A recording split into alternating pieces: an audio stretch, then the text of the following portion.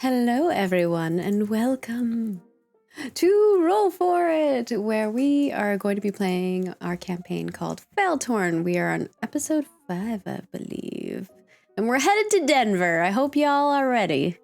Well, we'll see if we make it there. We might have to change the title of this episode. Who knows? But we hope that you all are well. Before we get into the show, we have some little things to talk about with you. Should I maybe do it in a creepy voice for you all? Nope. Are you sure? I think Quite Tyler okay. likes this voice a lot. There's no trauma there at all. But first and foremost, we want to thank our sponsor, Roll20.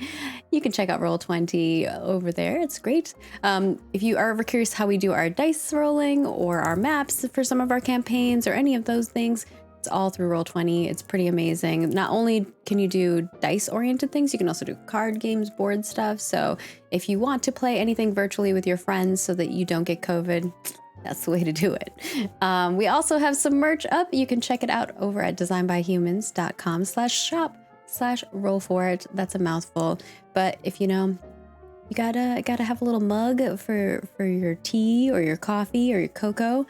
And keep yourself a little cozy and warm with the sweater. I hear we keep getting extra snow. I mean, in California, in SoCal, we somehow got snow. I don't know. But we did. But if you want to keep a little cozy and warm, that's how you do it. There will be one more week of daylight savings shenanigans. We are doing a 1-hour reminder as well, starting the stream a little earlier so that for the pre-show, so that hopefully people aren't like super duper confused. I saw some people in chat going like, "What's happening?" But yeah, that's why. We have a little shenanigans, and then it goes back to normal on the 30th. I believe. So we should be good to go back on the 30th. And with that, we'd like to thank our supporter. Thank you to Jackson Decay. Jackson Decay, we are so happy to have you as a supporter. Thank you. And of course, if you want to become a supporter like Jackson, you can head on over to our Patreon where there are tons of things over there, like years worth of content that you could just consume if you really wanted to, but maybe don't do that. You can head on over there and we will have roll-in sheets and items are out on Patreon already, I believe. And then we also have Failtorn character sheets coming soon. And we will be doing our live monthly recap on Tuesday, the 28th at 4 p.m. or UK, 8 a.m. Pacific, or 8:30 a.m. Pacific, 4:30 p.m. UK. He gave me the wrong time. You're muted, Bentham. Or your mic. Yes, I am. Yeah, I forgot it's off best. I messed it up when I wrote it down. Yeah, you gave me the wrong time. I was like, actually, that's wrong. So it'll be 4:30 p.m. UK, 8:30 a.m. Pacific. And that will be over on our Patreon. So if you're a patron supporter that's hero tier or above and you want to come watch us live, definitely go check it out over there. And of course, there's tons of other goodies. If you want to become a legend tier above, like Jackson Decay, and become a supporter, you get access to a private GM game, which Kyber is doing this month. I'm excited. Could potentially affect our game. So if you're interested, we'll be doing a few of those the upcoming months while we're still playing Failtorn for season 1. Who knows? Maybe we'll do a season 2 if you guys like it enough. And with that, we also have Twitch. You're watching us live here on Twitch right now. You can subscribe to get access to our cool emotes because they're super cool, right? You want them.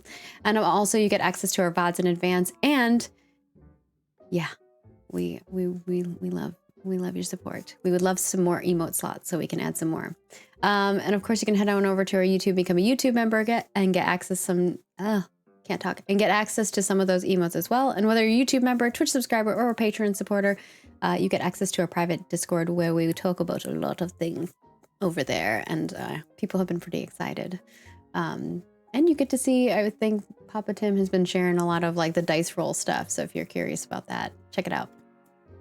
But we understand not everyone can support us in a monetary way, so please don't put yourself out. Make sure you take care of you and yours first and foremost. But you can watch us live here on Twitch for free and clip all the things.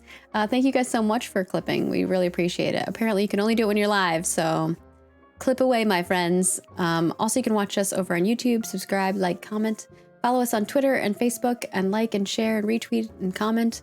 all of those things, you might not think they do much, but they really do. They make the algorithms go, ooh, we should share this more with more people. And then maybe more people come watch, and then we can, do more shows. That would be nice. And with that, I think that's all the intros that I have for you today. I'm going to pass it on to our lovely GM. What kind of music do you need for this intro? Hardcore battle music. Hardcore battle music? No, I'm kidding. We just got out of a battle. Whatever you associate with making breakfast. Oh, I like breakfast. That's like love. Breakfast is like, delicious. I don't think people have the same music for breakfast as I do. So we'll start as we do every week with the camera in the clouds, shooting down into the dusty brown mountains of Colorado.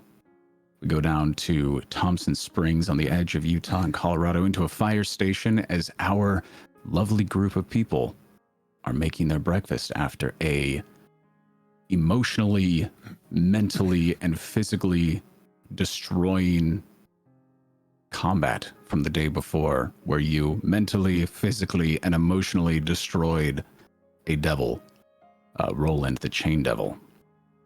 And we will start with, I think, somebody was making bacon. I think it was Azuka taking over. Azuka rolled a 24 Kyoko on breakfast. And I believe Kyoko rolled a 1. I did so Kyoko's bad. is starting to burn the bacon as Azuka takes over. And I will... Let me handle this, Kyoko. Thank you. It's okay. Don't use water on oil fire. I'm gonna put the fire out and start on a new batch of bacon as I guess scrape away the burnt bits from the pan.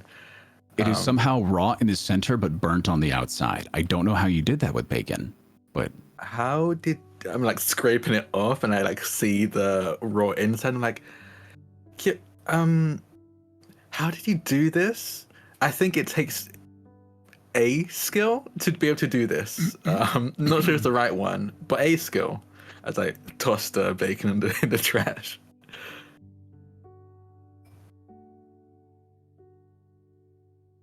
I think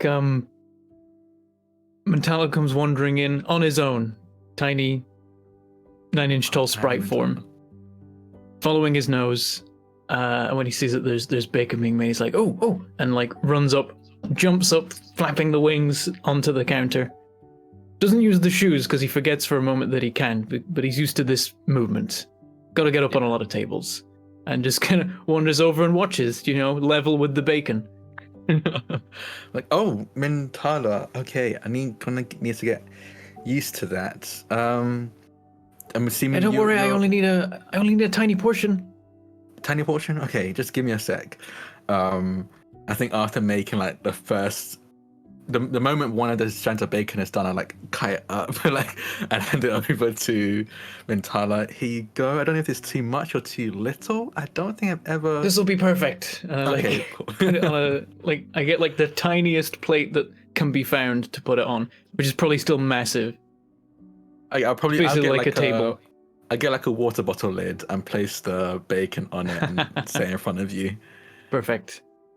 I just sit down cross-legged on the counter and just start ripping off chunks of this end of a piece of bacon, just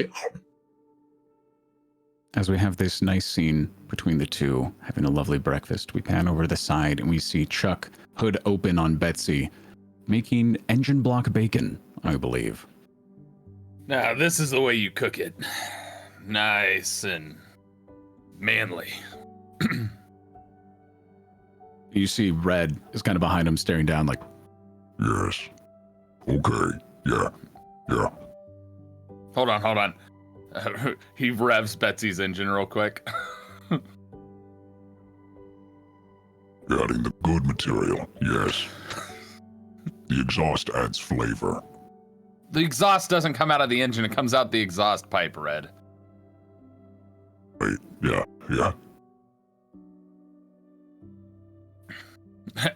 And Chuck just reaches down with his hand and grabs the bacon and pulls it off and it's like, here, have this. He throws it at him.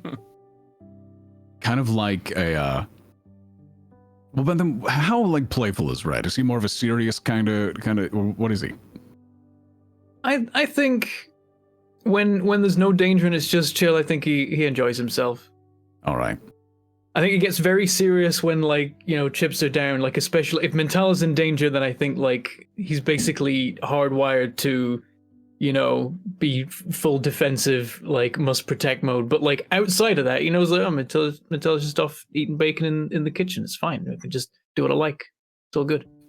So as you toss up the bacon, instead of like trying to grab it with the hand, he just reaches forward and just bites the entire thing. Just Thirsty.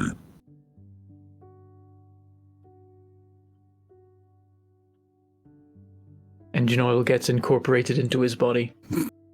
there's just like a little bit of bacon grease that's now like inside one of like the cracks of a certain section of his body as it tries to like get some use out of the material that it brought in. You see, this is a skill they don't teach you in a diner, Azuka. Cooking on an engine. Yeah, sometimes you gotta improvise. And sometimes you really don't. And I point at the perfectly fine kitchen we have. And that's very true. Nobody like talks about this a lot. Firemen are amazing cooks. If anybody's ever been to any sort of like event, like some pancake breakfast that they have, firemen wait for emergencies to happen, chop wood, and cook. So they have a full kitchen. They know how to make just human fuel. Basically. Yeah. Okay, here you go, Kyoko. And I'll like set some bacon on her plate. Do you want some scrambled eggs? I can probably make some scrambled eggs as well, real quick. I can make eggs too.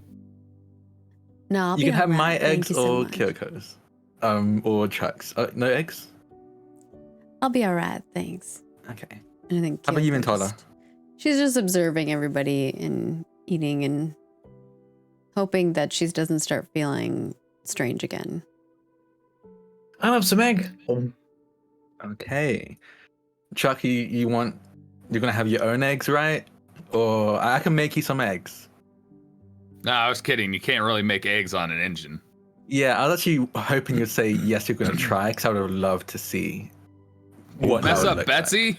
I wouldn't You do see, that. as you ask that, Red like goes to gently grab an egg, and he like gets it up halfway before it shatters in his hand and drops like shell and all onto the engine block, and he goes just. It just slowly closes the hood. We're fine. Anyway, Just kind of walks away. Ooh, it's gonna be tough to get out. Anyway, do you want to? Oh, now I'm thinking rotten egg smell. Oh, sulfury. But it'll be burned egg smell probably. I mean, In yeah. all fairness, Chuck's gonna clean the engine block anyway before we leave. Yeah. But yeah, I'll make everyone some scrambled eggs. And set again when the Mentalists cleared their little bottle cap, I'll put some more eggs on their bottle cap for them to use as a plate. And then divvy it out between me and Chuck.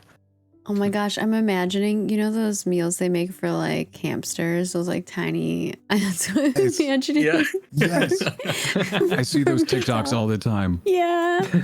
I have a problem. I'm sorry. It's not a No, problem. it's That's a not. solution for depression right there, and it's amazing. It's just like one tiny piece of someone else's scrambled egg portion is just like a plate piled high for Mentala. It's great. Mhm. I will say, Kyoko, after your use of focus spells the night before, use of your curse, use of this blessing that you have, you do have a bit of a headache that flares up a little bit, and you see the distortion of time around you as the bacon is cooked, but then not cooked, but then kind of cooked. You're thinking that's how this... I'm manifesting that natural one that you had as you thinking the bacon was cooked, but then it wasn't cooked, but then it is cooked. So you're having to like judge at which point in time you are at in the cooking process. Yeah, And- she's not doing so great. So I think she's a little bit more not as in your face for sure. But I will say, with every distortion, with every headache, the feeling is lessened. The next headache is less painful than the last. The distortions get briefer and briefer, and you are recalibrating to this timeline. All right. I'll take a seat. Recalibrating. Just kidding. Are we gonna have to get Kyoko a little robot companion? Aw. A little Warforged little cube? Okay, no, I'm all right. I have ideas.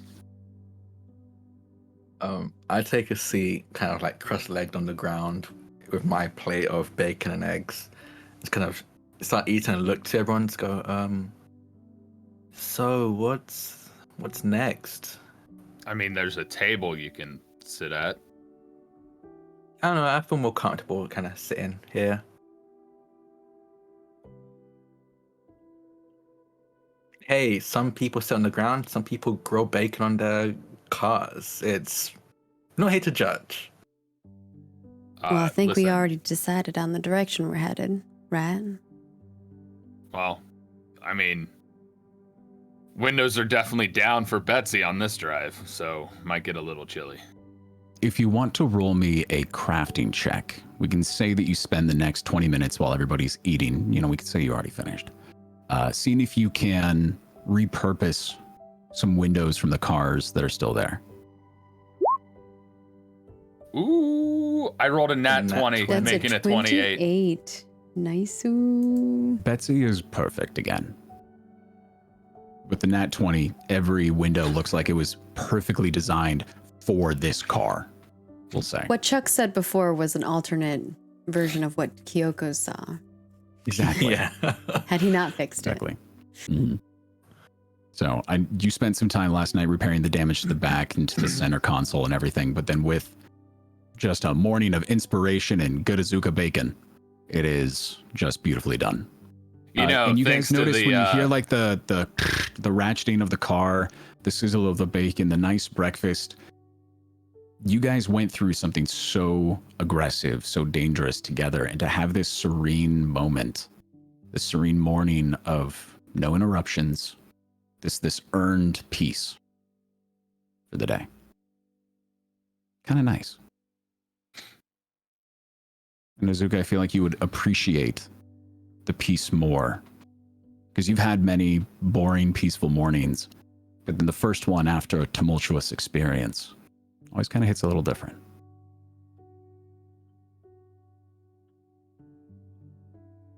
I think I'm Continue. kind of just looking down at. I think I'm eating and kind of like slowed down bit by bit before just kind of pausing and looking down at my dish, and I'm just kind of silent for a bit, I think. You have And that chain on your arm that now perfectly tells you where you are.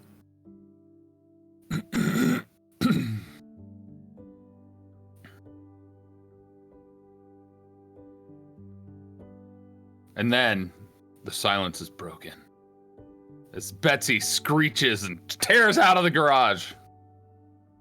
What the Where is wheel Chuck when this screeching? happens? Gone. Do we see where Chuck is? Yeah, he's where Betsy was. He's underneath where Betsy was. I don't mean to alarm you, but your car's gone. Yeah, who took it? Where's Mental? Is he driving? I'm over here. I like wave from the counter. Yeah. Azuka just kind of points over where Metala is. So, none of you took it. Red is sitting No. down at one of the large fireman table and like completely tilting it on one side. I would think not, since we're all here. Well, did You're you like- see anyone come in and hop in the car? I was underneath it. I turn on my shoes effect and just run off the counter, keeping in the air, and like start like going towards the entrance so I can see where the car is going. It just rolled out of here. Hmm. I think, Chuck starts laughing. I think Honestly, it was better when you said it, Red. That was actually really good. That was really good. No, All seriousness, where's the car going? Kyoko's gonna kind of walk out and try to look to see what's going on. You see the. What do they see, Chuck? Is it just going off into the distance, or like? It went down the road, and now you see it starting to come back. Well, whoever did take it, they're on their way back. Make me a perception check, Kyoko, All as right. you're the one who's out and looking. 16. With a 16, you see there is nobody in the driver's seat, and the wheel is turning on its own. I don't see anyone driving, but there are spells of invisibility. I'm gonna stand up and like start to unwind the chain and be like, should we attack it when it comes? Don't Are you you dare touch standing up? Betsy. Are you standing up next to Kyoko?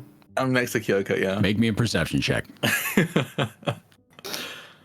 We've had bone demons and chain demons. Is this a car demon? Maybe. Not Dirty yet. 20. With a 20, Chuck, roll me a, I guess we'll say a sleight of hand style. Let's go with a deception check here. Mm-hmm. Or stealth. Deception or stealth. I already rolled Kyoko's deception. not very freaked out because Chuck's not really freaked out. 19 With a plus 29. 10, 29. Yeah, with a 29, Azuki, you're just like, all right, I fought bones.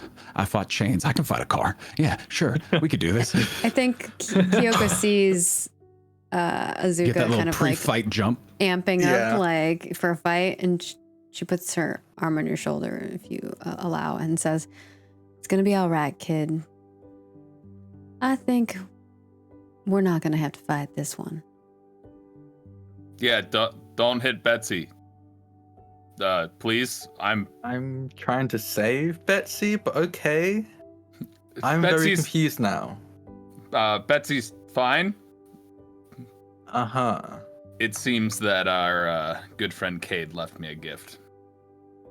And What he'll kind of gift is that? Oh, I can just drive Betsy without being in the car now. and he very obviously lifts his arm and turns the watch, and the car turns. Oh, well, that's fun. Well, that is handy. I suppose you can do it with little toy cars. Why not a big one? Yeah, it's kind of fun. I just thought it'd be fun to prank you guys in the morning. Bring a little. You should have levity. acted more panicked. It would have sold it more. Well, I was just confused. I was too busy smiling. I was gonna Precisely break my through the thoughts, windshield. Nutella. Sorry, what was that, Azuka? Oh, I was gonna break through the windshield to attack whoever was driving it if they were invisible, but I saw you I were ready guess. for whatever was coming our way, but I yeah. think we're all right. Anyway, I the mean- windows are all fixed, so I don't want to fix any more windows. Fair. I mean, that's pretty cool. Now you can run people over without needing to be in the car. Right? Mm. It's like Hopefully I you have don't my need own. to do that. It's like I have my own brickhead over here. Oh, Alright. Brick. Yeah. Concrete. Rebar. A little bit Can more. I just call him a mobile home? Because I mean, it's kind of what he is. I Yeah, was told technically. I'm a brick house. Yeah, that's what I made him out of. Yeah. Sweet. See, we're very similar. You rode in your little mobile thing, and now I can ride in mine and control mine. Wait, See? Betsy can talk? Betsy! Red like runs outside. Hi, I'm Red. Red's found his first love. roll for Riz. I want to. Yeah. we need to roll We for need to love. roll for Riz. I need a Riz check for this one. It's just, he's not a construction elemental. He's a straight Riz elemental. Will that be diplomacy? I think that would be 100%. diplomacy. Yeah. Yeah. He gets a Give it nat a go. 20 and somehow gives Betsy a personality. Oh It could be a no! performance. God. He could do a little. Oh yeah, You know, performance would have. Maybe he's like a Yeah, well, it's the same. Performance a and pheasant, diplomacy are the same where for he Red. like puts a little mating dance on. Yeah. What is a what They rolled skill a does 5 on a justify die, a Riz check? -1 modifier. So Red just kind probably of is stands out there for a little bit longer than he probably should have. He just goes, The quiet type. Respect. I think Kyoko just grins as she's watching this unfold. Mintala, I swear, if Red tries to do something with Betsy, we're gonna have a problem. I'll keep an eye on him. I'm not sure what he tried to do, and I don't want to know, but I think it'll be okay. As far as I know, he just wanted to talk. For a classy lady like that, you need to treat with respect. Yeah, you should see the size of her trunk. It's nice. Can hold many bricks. I feel uncomfortable. Yeah, I think he just says that out loud. I feel weird. Should we begin heading out? Is everything set for us to start heading out? Can this I think thing we're go on ready to be underway. autopilot? If you consider me autopilot, then yeah, but that's not really auto. so because Kate only had one night, it's plausible that Izuka would know that he wouldn't be able to do the full enchantment for complete autonomous driving, but to connect one thing to another, to connect the controls on the watch to the transmission, the wheels, and the gearbox and everything. It was, a couple hours of work. Cade works fast. Well, Betsy's ready to go whenever you guys are. Yeah, no, I think I'm ready. Actually, I'm guessing the food we cooked was what we brought with us. It wasn't like what we found in the firehouse. I mean, in the firehouse, food that wouldn't be like completely expired would be like protein powder, maybe an MRE from some vet who became a fireman who just liked to have those around. It's other things like that. So I'll take those kind of stuff then. I'll pack those stuff just for extra. go ahead and add, we'll say 7 days of supplies because you found like a survival box of MREs that were donated at some point in time, we'll say. Okay. Is there anything else that anybody would like to scavenge or attempt to look for in the firehouse? I think Kyoko just is going to do a little meditating, and I will do my lucky number roll. Perfect. Chucks, did you ever do anything with that tie? I haven't put it on or anything. It's just in the trunk. Cool. Oh no, 7. All right, I'm gonna save that for when I roll a 7, so I can re-roll and hope I roll higher than a 7. Yeah. I think I Lucky number 7. gave an item. What was it? I had the chains and then the. You gave the ring to Kyoko. Okay, cool. So Kyoko has that. Oh, did you give me back the ring? Yeah, I say in front of you while you're sleeping. I didn't actually Oh, I don't know yes, if you that's took right. it or anything, but yeah. You did wake up to the ring next to your bed. So it's up to you what you do with it. Okay. That'd be a weird proposal. You just wake up to it. Nobody there. Right?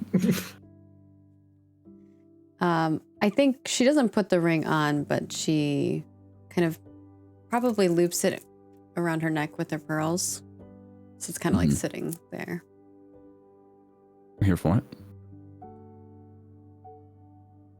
Ready to take to Mount Doom. You must Yeah. find your way to Mordor. Mordor. We must take a road trip to Mordor. You must take it to the fires of Mount Doom. Oh, I'm also going to take a bunch of plates. Yes. Just a bunch of plates. You see just like the fine china that you find that's like excess in your home that like some of the firemen brought with them. They're like, look, my partner didn't want me to have this in the house. We don't know where to put it. I don't have the storage space. It's like all these ragtag different types of plates. Yeah. So for now on, if you ever need a plate, you can just create one in your mind and it's there. It could be anything.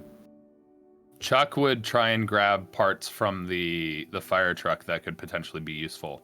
Like one of the fire hoses would be great, or Sure. stuff like that. Yeah, go ahead and roll me a crafting check to see if you can disengage it without... I'm assuming it's rusted over at some point. 15, you 7 definitely plus have... 15. Yeah, 15, you definitely have the hose. And we'll say you grab some like spare miscellaneous parts, if anything. Nuts, bolts, fasteners, some ties. Like, so if you really need a quick fix on the road to extend some time, you can get a little bit there. Gotcha. So I got the fire hose. You did get the fire hose. What you're going to use it for, I have no clue. Oh, I'll find it. I'll find a use. Okay. Nothing like a good hose. Especially with the valve on the front and the attachment on the back. Great stuff. True. It's a wonderful way to deliver water in a Or dangerous other situation. liquids. Are you going to somehow create like an acid sprayer and put it in the car? Like, I'm very curious to see what comes of this. It's fine. Wait, you do still have that gun from the goblin. Oh, I'm curious. Okay. Okay. We can create something here. All right. Any last minute things before you guys head out? Because Yeah. Go on. We technically have one more now since you're not inside of him. So, what are the seating arrangements for this excursion? Do you want to be in front? Well, I could sit anywhere. I could just be on the dashboard or something. Yeah, that's Pretty basically fun. what I was asking. Yeah, I'll work it out. I can move around. All I right. probably will a lot. I got, it did get very boring being curled up in a ball for almost the entire time for like a week. Gotta stretch my Cool. legs. I'm sorry. I'm not comfy. Also, I can go eat a couch and like make it like a little leather interior if you would like. Do you want also, me to go? Like, there's a couch now right over that- there. I could. no, it's good, Red. It's good, Red. Okay. So now that the prank is revealed and I'm out and about, I can actually de-summon Red at any time and it's no problem. And I could have done that the whole time. So if you don't want the mess, we can avoid that, but then he won't be ready if we're attacked. I mean, Betsy can hold him. She's pretty strong in that way, but we would move probably a little bit faster as far as acceleration and stopping would go if we were lighter, but I don't know if we'd be lighter because the components of Red would still have to be with you, right? Is that how it works? I think, like, technically, mechanically, I can just summon him from thin air, but it is way cooler if I'm summoning him from a pile of junk. Yeah, Red's fine. It's like, so the thing, like, Metella's like, you could kind of work it out. Like, if the stuff's not around, it just kind of finds its way. Is this whole weird thing. I mean, how would he flirt with Betsy then? That's true. Okay, he'll stay summoned.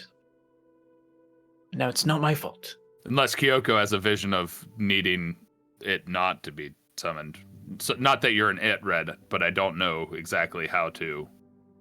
I mean, if you would like to try Kyoko, you could. I you was could going to attempt. say that after she did her meditation to do the roll thing, which I got a 7, she was going to maybe do like a little fortune telling to see what potentially like their fate, not like fate necessarily, but kind of what might be happening with Azuka today type of thing. So she's got like cards out and she's doing a Guide little- me through Kyoko's process. How many cards do you have in front of you? What are you doing for the fortune I think telling? she has her deck, and then whatever. I'm assuming Azuka's like grabbing plates. She's like, "Do you mind tapping this?" And she just has him touch the top of the cards. Yeah, give me a sec. And I like just set the like 8 plates down. Go there. Then you said like think of anything in particular when I did that, or just... As Azuka's hands touch the card that you are touching, you get a beautiful sense of calm. Yeah. Just a beautiful sense of calm. Like the storm, like the calm after a storm, where there's still little gray skies and the weather is a little peaceful. Nah, I just need you to touch him. That's it. And then she heads back to where she was and she puts down 4 tarot cards. Okay, so you have 4 tarot cards in front of you? Mm-hmm. Okay. Roll me a occultism check to see how much you glimpse. I was wondering if I could do fortune telling because I have Go that as for a it. skill. 23. All right. I was going to say that you would get a glimpse for every 5 that you get, because this is your thing. You flip over the first card, and it is a horse. You flip over the second card, and you see a door. Flip over the third card, and it's a crowd. And then you flip over the fourth card. Not car. I was gonna say you Flipping better not be cars. Just flipping Betsy. What's underneath? What's today gonna bring? And you see a chest.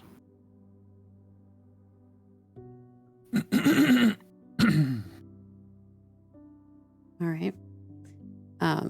She will take a little sage from her pouch and light it and kind of wave it over the cards, and then she shuffles them back together. As the sage hits your nose and touches your olfactory senses, you get a flash of a dam, you get a flash of a wooden wall, you get a flash of this ornate carving, you get a flash of a lounge and a beautiful dark elven woman singing. Then you're back in your body. I think Kyoko just stands there like holding the cards for a moment, trying to make sense of all of that. This is her life. And then she puts everything away after the puzzles never sage end. calms down. Yeah.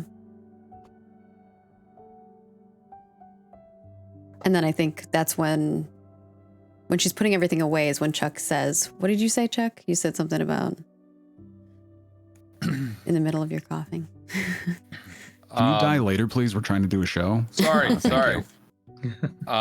What did I say? I said something. It was about whether Kyoko had seen that Red should not be summoned for some reason. Yeah, Yeah. that was what I said. Yeah.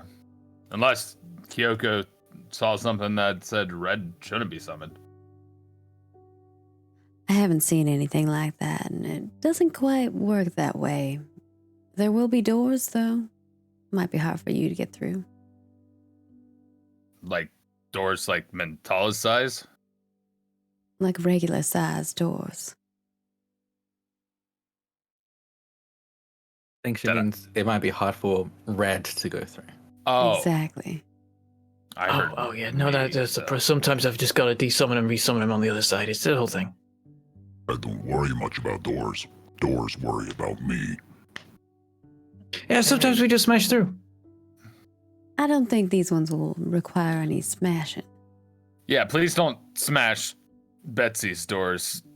No. Only doors that no one owns that would sue. Well, we should probably get going because it is quite a drive, and I do eventually get tired. Yeah. Right, let's go. Let's do it. So, I'll are you sit- keeping Red up? Or are you desummoning Red? Okay. As Red walks up to the car, you kind of kind of looks down like a little bit, almost like it's hard to read emotion, but you see a little bit of nervousness, and he kind of like shakes off his feet, and a little bit of like dust and crumbs come off, and he like shakes himself down, and he goes, May I enter? and he's just like staring at the car, like waiting for a response. I guess I Zuko should. sees this and goes, "Yeah, I'm calling shotgun. I'm gonna sit in a passenger seat." I guess I'll respond and Chuck will press the watch to make the engine rev a little bit. Kyoko will sit in the seat behind the passenger seat if Azuko's sitting in the passenger or sitting in the shotgun. You do have, there is like a side button that you can press on the watch that opens up the door, and as you do, Reg goes, Thank you. and just goes and sits inside, kind of curls himself up to make himself a little bit tinier. Do you think we should tell him, or should we continue? Hey, not my business. It's kind of funny not to. Asking Mintala not to pull a prank, you know? It's like asking LeBron James not to dunk, you know? It's just what he does. All right, I guess we'll just let it go then. All right. So you all pile in. You get relatively comfy. Mintala is now jumping wherever they would like to be in the car. You don't have the glow going right now, right? Oh yeah, that's off now. Okay. We may never see it again. I have like I think dim vision or whatever you call it, and Red has straight up night vision, so the light was never necessary. It was just to hide Mintala's form. I think he just kind of chills on the dashboard. He just like lies back with like head on like the arch over the steering wheel and just watches the road. He was like, oh, by the way, definitely don't crash. I mean, I was always going to be flung because I was just kind of, perched in Red's chest before, but now you know that I'm definitely not wearing a seatbelt. I could fix that, but not right now. And that's fine.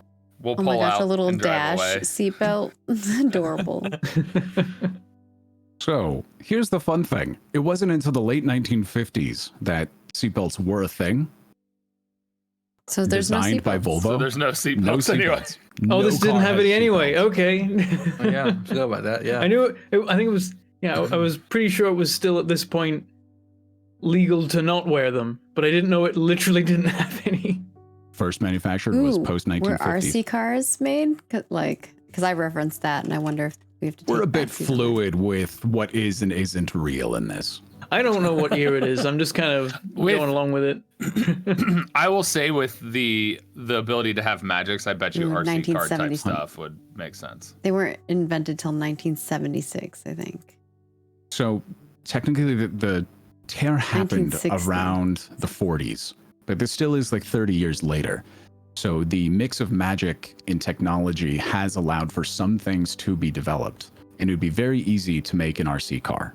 So although it might not be the same version that we know, it might still exist. Could be an AC car for an arcane controlled, you know?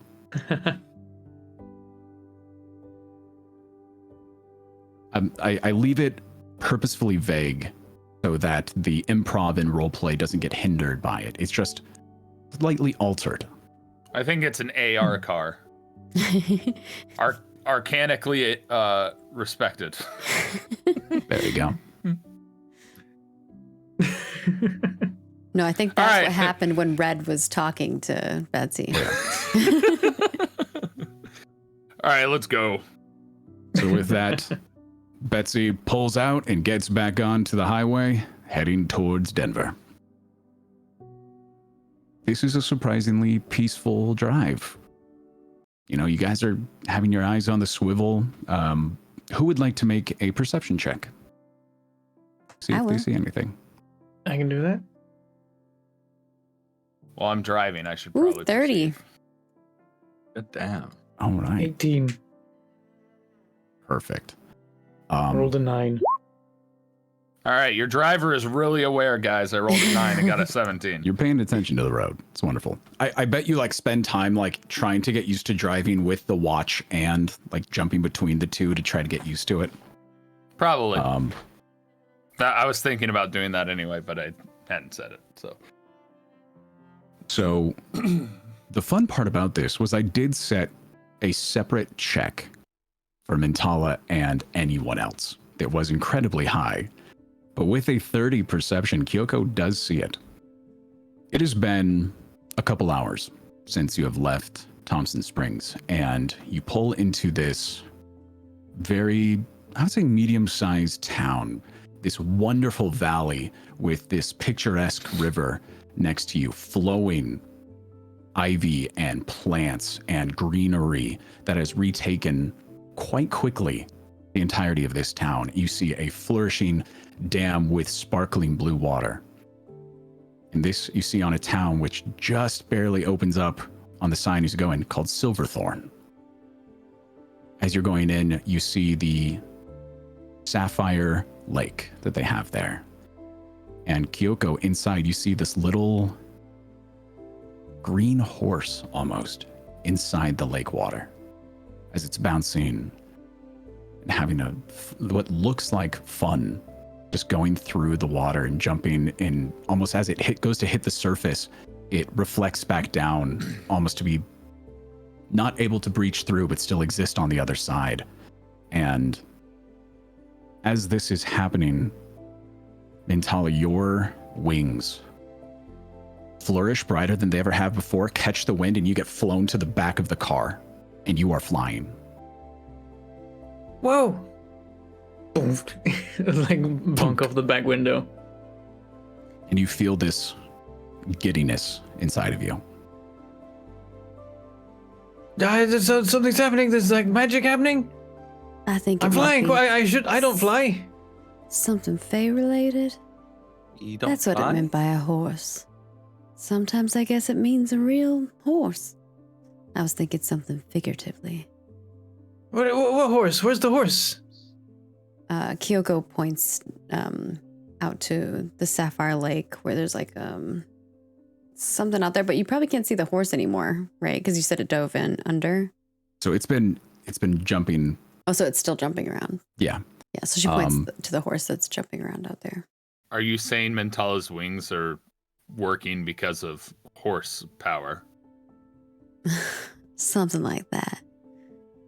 It's more So of Mintala, you when we're closer to where our magic's from. awkwardly kind of fly your way to the window, and you kind of smack into it, still getting used to your... No legit flying experience, so it's like very chaotic, buzzing and like meandering. I think Kyoko fly, will but just- grab him a little, I'm sorry. like peel him off the window and hold him up a little.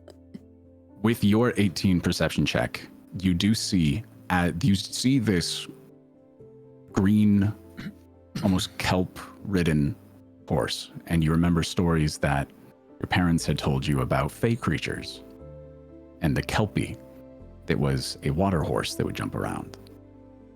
And you're like, what is this? As you see these little trails of sparkles and glitter as it kind of stops and looks up at you, and then quickly dives away and starts going through the lake that is there and up a river into town. And you see this faint glittering trail behind it, something only you can see.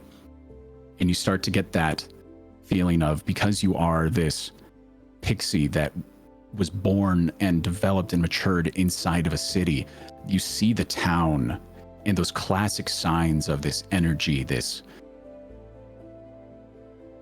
artifact energy, or somehow it's the structure of the town or the flow of it that you're just like, yeah, your scout nature pops off and there's something over there.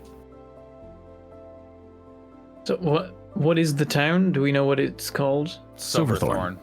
Okay, so right. Real place, by the way. Lovely name for this. Yes. Yeah, that's a lovely name. I've also been there. Really? I think seeing that Mentala's like, it's gotta be. Can we? Is that on our way? Can we divert? Is that what is? What? We can do whatever we want to do. I gotta go see what that is. There's the different sort of magical energies that are sort of built into the world. They're sort of like they're patched in after the fact, and it's like there's different kinds, and there's stuff that's adapted, and then there's some sources of like Fey energy that have sort of stayed Fey, and I think that's one of them. I saw the horse. Did you see the horse? Kyoko saw the horse. I'm not I did see crazy. the horse. Chuck has already exited the highway and is heading towards whatever the heck they're kind of looking towards. So you take the exit off into Silverthorn proper, and you see red brick buildings with ivy growing up the side. You see one that has just a tree growing out one of the windows. You see that the plant life in nature has really overtaken this town. Hey, Red, that looks like your brother right there. That house made of the same brick. Oh, maybe one day. I could see it. If that horse is making you more you, wonder what else is going on in this town. There's gonna be either if it's not the Kelpie, then there's gonna be some other source of like Fey energy in here. Are you feeling And something? we could get it. If it's like, well, if it's a horse, we could maybe the horse wants to come along. Or there might be confined to the water only. But if it's something else, then maybe we can have it. Maybe that it can fly all the time. Well, some things aren't. Someone else can meant have to the be taken. shoes. Well, what if it's just like an artifact and it just sat around just not doing anything? Or if the horse can only live in water, I could probably jerry-rig a tank. I did get the fire hose. Could siphon the water into the... Chuck is just thinking mechanics right now as he's You want to driving. be pulling around a pool of water? I don't think that's going to be wise. Could come in handy. Well, the more I think about it, maybe if it is the horse, we probably can't bring it unless it goes where we're going by its own means. Because I don't know, I feel like I might anger some very powerful beings if I mess with that. But maybe there's something we could do. I think we already angered some very powerful beings. Did I you not think we see just Rollo Leave- Wow, a whole Candy different there? flavor, a whole different, very, it's a whole different thing. Devils is one thing.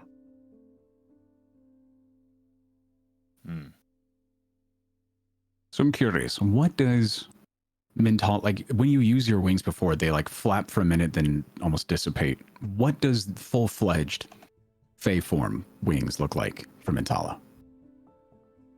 I think it's sort of a hummingbird buzzing, I think, is the kind of way where like they've just like got up to speed and they're just like going. But at the same time, he's still getting used to it. So there's like still like little spurts and fits and starts, and like they go out of sync sometimes as he's kind of like getting used to the thing. And yeah, drifting all over the place. There's like no consistency to where he is, and just bumping into walls. And Shoot straight up to the ceiling, fall to the ground, like you're just having a time. Eventually, you realize that this Kelpie has been following you across what is known as the Blue River in Silverthorn. As you follow it through the town, you see a relatively picturesque, scenic town with wonderful shops and places. You see old diners and little breakfast nooks and places. As you get to the far side, you see that after 15 minutes of driving, there is a spread to the river that opens up into a lake. And you Can see the we- Kelpie. Since we're along that river, can we stop at the Silverthorn shopping outlets? If you would like to. Because that's where I've been. If you would like to stop at the outlets and go shopping, who am I to stop you? I'm just saying, because it's kind of right by that, what you were describing, so. If it exists in the real world, you can visit it here, so. but did it 50 years ago? Been a while. Probably. Okay. People had to get clothes in the town somehow. So, as you go off, are you stopping to shop here, or was that just like a question of does it exist? Like, what do you want to do, Chuck? I just know the area, so I'm sending you the address. I don't need the address. Thank you. I think You're Kyoko's welcome. interested in following the horse, but Okay. yeah. I don't It's know. not what- far from the lake. With the 30 perception and Mentala's innate connection to this, you go up and you see the Kelpie start to spin around really quickly, and then it kind of gets smaller and smaller and disappears down as a small whirlpool begins to form. Well, I think there might be something in that lake. I gotta see. Going in there? I can't breathe water. I'm Yeah, just no, throwing it I out there. can't I either. can't breathe water. I can't eat. Red can for a short time. I don't cool. need to breathe. So you're gonna send Red down there, or I'm confused as to what the game plan is now. Yeah. So you guys and you I park. think he does need to breathe, but I can make him not need to for a period of time because I could use Evolution Surge, which is a focus spell, to. But I think it only lasts for like a minute, so it is limited. Yeah, I think not needing to breathe is a thing you can add on if you get more abilities to give your familiar. Interesting to know. Yeah, I think I've had the option to make him aquatic, and I didn't, so Yeah, he doesn't okay. have that. Cool. I don't know how long this lasts for. Oh, 1 minute. Okay, yeah, 1 minute. So not much. So I mean, if you wanted to run in 30 seconds, run out and tell you what happens, you can. So is the whirlpool sort of like, is it forming like a dip? It's that almost we, like, when sinkholes develop and it just kind of gets that gentle like pull down. It's just kind of like that. It's nothing intense. It's not like pulling in rapids and it's hard to fight a current. It just kind of opens up and has this gentle curl and spiral down. First I'm gonna go check. I can fly now. I could just go check. And I just like off into the middle of the lake. Make me just a straight dexterity check for your first time flying. He's Okay. going the long way around. Okay. Oh no. I 14. I will look for a boat. 11 on the die. Okay. Well, I wanted to make it 15. Make me a dexterity saving throw. This would be a Okay. reflex saving throw. I do have the try to shoes get in as a close. contingency, which is why I'm feeling so confident with just rocketing out over a body of water 2 minutes Okay. after discovering I can fly. If that is your contingency, Nat beautiful. 20. Beautiful use of your contingency. 29 total. 29. I like to say we've had 2 nat 20s already. Hey, it's Yeah. making No up for all the nat nat ones earlier. This is beautiful. Yeah. You fly towards the lake and you get to the mouth of this swirling vortex, and one of your wings just and like stops and you like start falling, and right as you get to the opening of it, you boom solidify the air underneath you and you're looking down, you're like, oh, okay. But you can see straight down. Make me a perception check. Okay. 12. That was a 3 that I rolled. You see that it leads somewhere, but you cannot see where it goes. So you kind of have this feeling of blind trust, or maybe something else. Another way to go and see it. Okay. How far is the edge of the lake from where I am? Probably about 60 feet, 70 feet. Okay, so I didn't accidentally desummon Red by rocketing over here because Red was able to walk to the edge of the lake and stay in range. Mhm. But if I go much further, As you guys I are will waiting lose at the car and you see Mintala shoot off, Red's like watching and watching and watching Oh, I gotta get closer. as he starts like walking towards the coastline. You see like bits and parts of him like falling off backwards, like, and he's just going, Min. I think that Kyoko will follow, and when she gets to the edge of the water, I don't know if this will work, but she puts her hand in the water, and I would like to read a psychometric resonance, see if love that. that does anything. Normally it's like I have that's to fun. like put my Normally hand used over. on an object, so that you're choosing the object as the lake. Yeah, I don't know if that will work, but I'll give it to Maybe you. something- That's clever. I like I was it. going to do something similar, actually. I think walking beside Kyoko, I'm going to activate my innate arcane sense and also essentially cast detect magic on this lake. oh, nice. That's Uh, two different types of information. So Yeah, Yeah. beautiful. You get Chuck's gonna just shoot at the water. Don't. I think Kyoko will try to stop him. He's not going to do that. Completely That was me disrupting the joking. psychometric resonance. It's completely gone. You just get nothing. It's water. I'm looking for a boat, is what I'm doing. You see boats on the far side of the lake, just kind of docked. It's not a huge thing, so it's like swans and rowboats and stuff. With the psychometric resonance, you get a sense of giddiness, of mischief, of life, and just kind of the feeling of blossoming. As your hand goes in the water, you actually do get like flashes of the Fae, of these massive trees, of mushrooms the size of castles, and like it's just this wonderful experience. I think that you just see, if anyone's looking at Kyoko, she just has like a very big grin on her face, like, you know, like a Cheshire cat, kind of ear to ear. And Azuka, you would see, you know, that the different classifications of magic, divine, nature, arcane, occult, everything has these different flows and feelings and colors that go with it. And you see pure green energy almost leaking out into the lake from that area. I think as it kind of walks up beside Kyoko, hands in their pockets, and the eyes kind of glow a faint red as they use this arcane sense. Weird. It's leaking magic. It's made of magic. I don't know. But it's not a normal lake. That is for sure. I don't know, judging there from are the fact boats that- on it. That seems pretty normal. I think the Fae have made this place their own. Well, I don't think they're doing any harm, though. Just giving it a new life. To be honest, even if they were doing harm, I don't think I would want to go up against any Fae right now. So that wouldn't be really our business.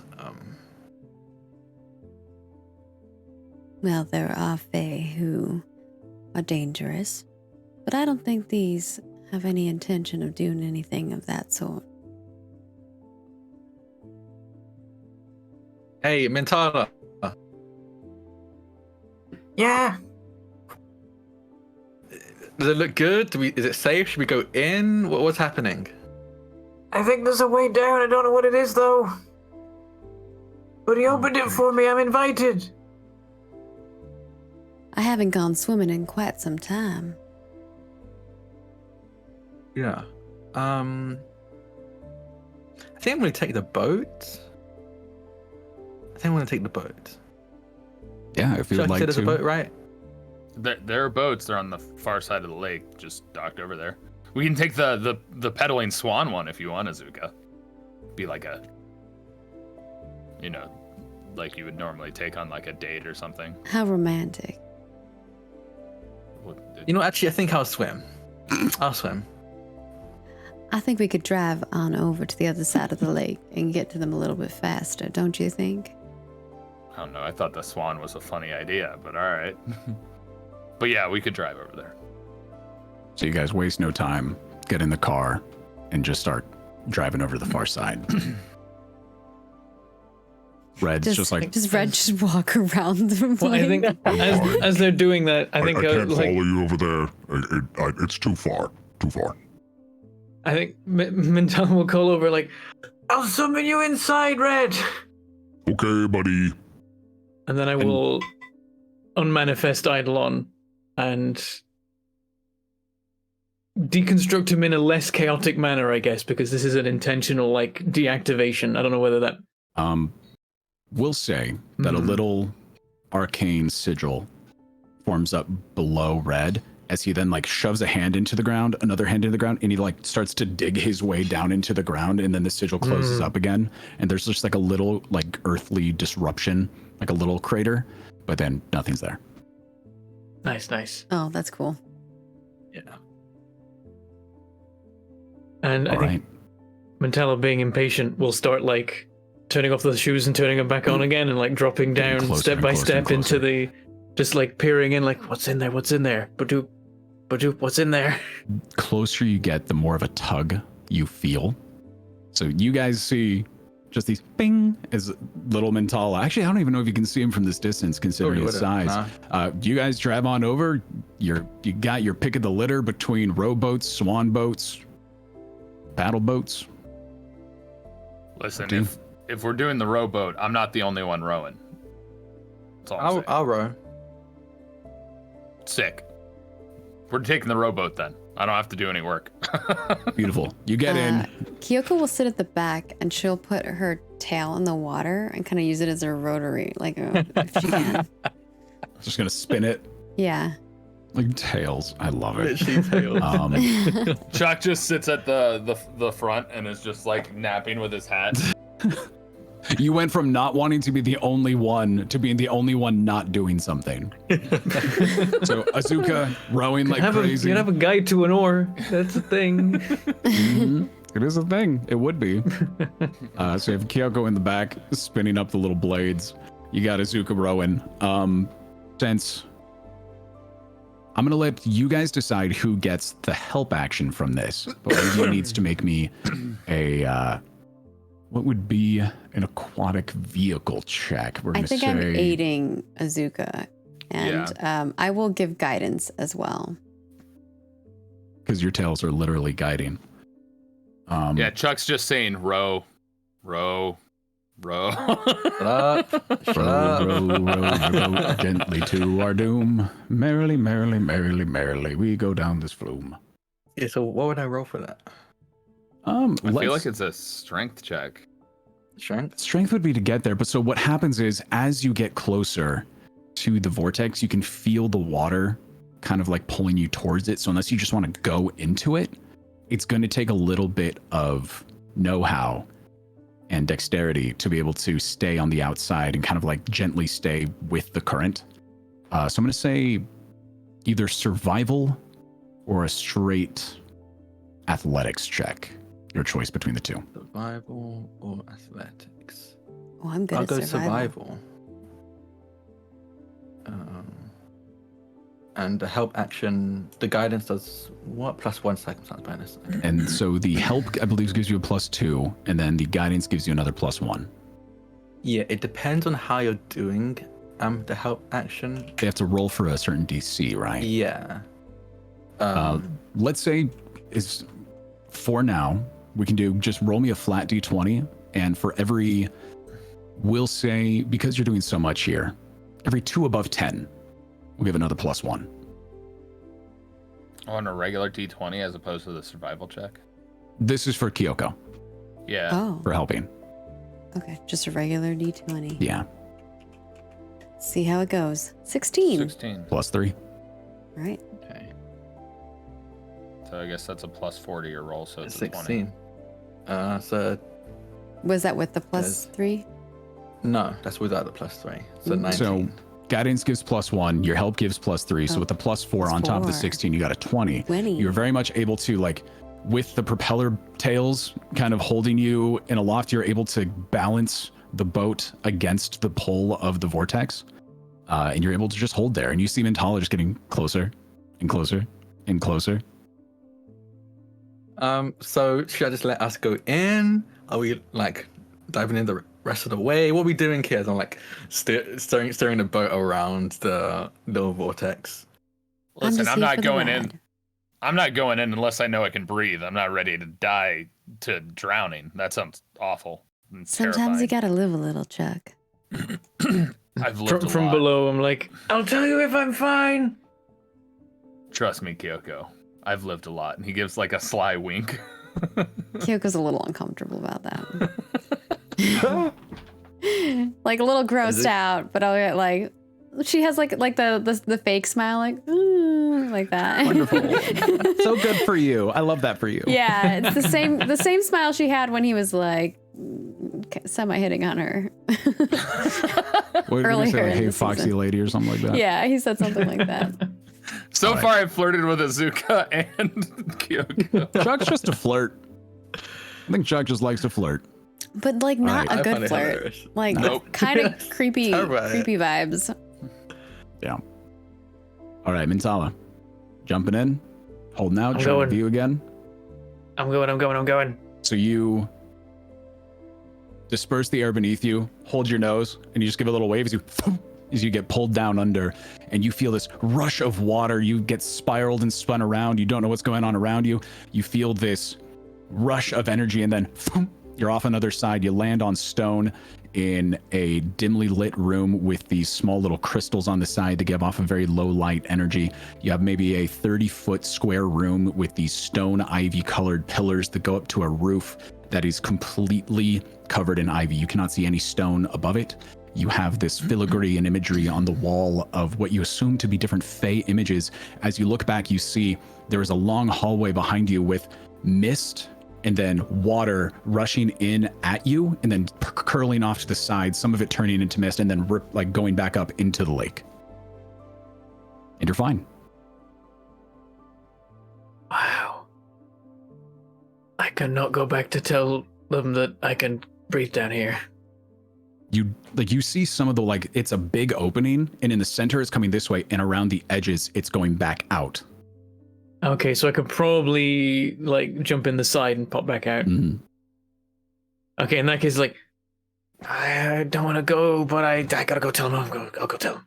So I fly back up and jump into this side bit and try and get shot back out of the lake. Question: does roll me an message acrobatics check. require I see somebody? I think. So you can't hear any your words of. I know in D&D it does, but I don't know. Oh, I rolled a 2 on that for 11. We'll get to I'm that good in at a moment. acrobatics, but not when the dice don't say I am. They must be able to see you and be within range to Okay. do so. All right. Yeah. I think meanwhile, you just Azuka's like, oh, I think he's dead.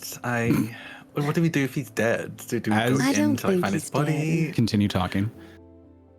I feel like I would have some kind of As Mental Feeling just if that was gets happening. shot up into the air, and you see him go about 10 feet up, and then there's this moment where he stops going up, and then gravity starts working again, and he starts coming back down.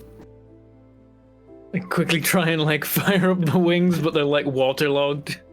So one wing starts flapping as you corkscrew over and land in the boat, and you're just sitting there now Oh, wow, what a ride! It's good, it's breathable. We could go. And you okay, can that's get a back. relief.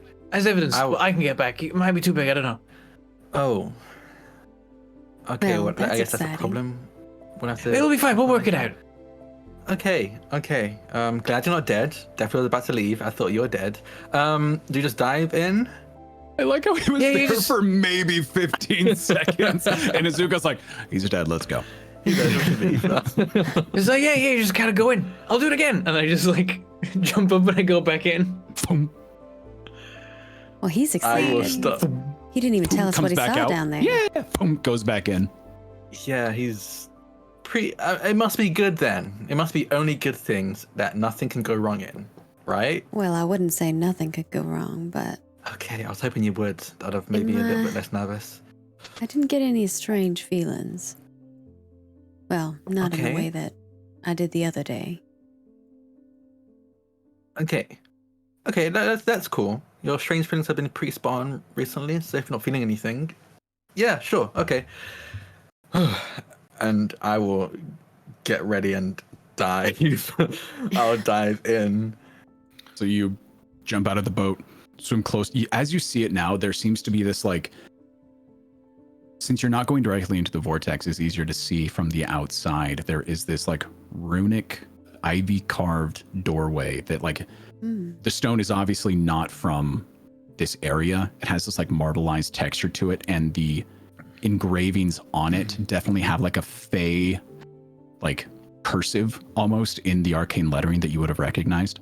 Ooh. And these vines, these silver vines are growing out of it, and almost like sutures holding it into the bottom of the lake as you see this swirling vortex going into the opening.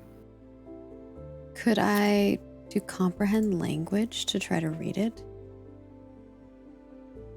Ah, Can Sure. I just read it? Because I know yeah, you Sylvan? probably could just read it. So, although it is written with Sylvan cursive, it is written in this old Sylvan language. So I also go know ahead. Sylvan.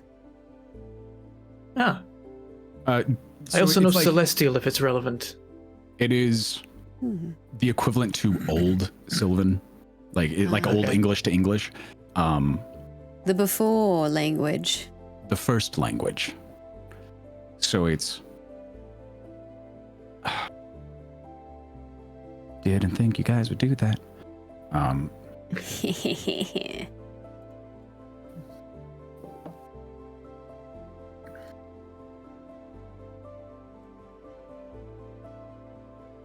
I don't think. Behind this door, held in secret, our love will blossom. Is what it says around the outside. And as you guys get close enough to read that, the vortex becomes strong enough. You get pulled in. You guys experience that the spiral and the force down. You get shot out into the room. Definitely lean in and then just whoa. What is it? Says behind this door, held in secret, our love grows strong. Is that what it says? Our love will blossom. Our love will blossom. I think Kyoko reads that out loud, but at first in languages. You're kind of underwater at the moment. Oh, okay. So you get shot out into what? Okay, you just got back, Chuck. Everybody else is like, all right, cool, and they jump in. Are you following in? Can I ride the boat? You want to ride the boat in? Yeah. Yes. Beautiful. You guys get shot out in. I need everybody who is inside, which I'm assuming is everybody now, beyond Chuck, to make a reflex saving throw as shards of boat are now coming in and getting shot out at you guys like shrapnel. Oh Now 20 again. My God. Reflex save.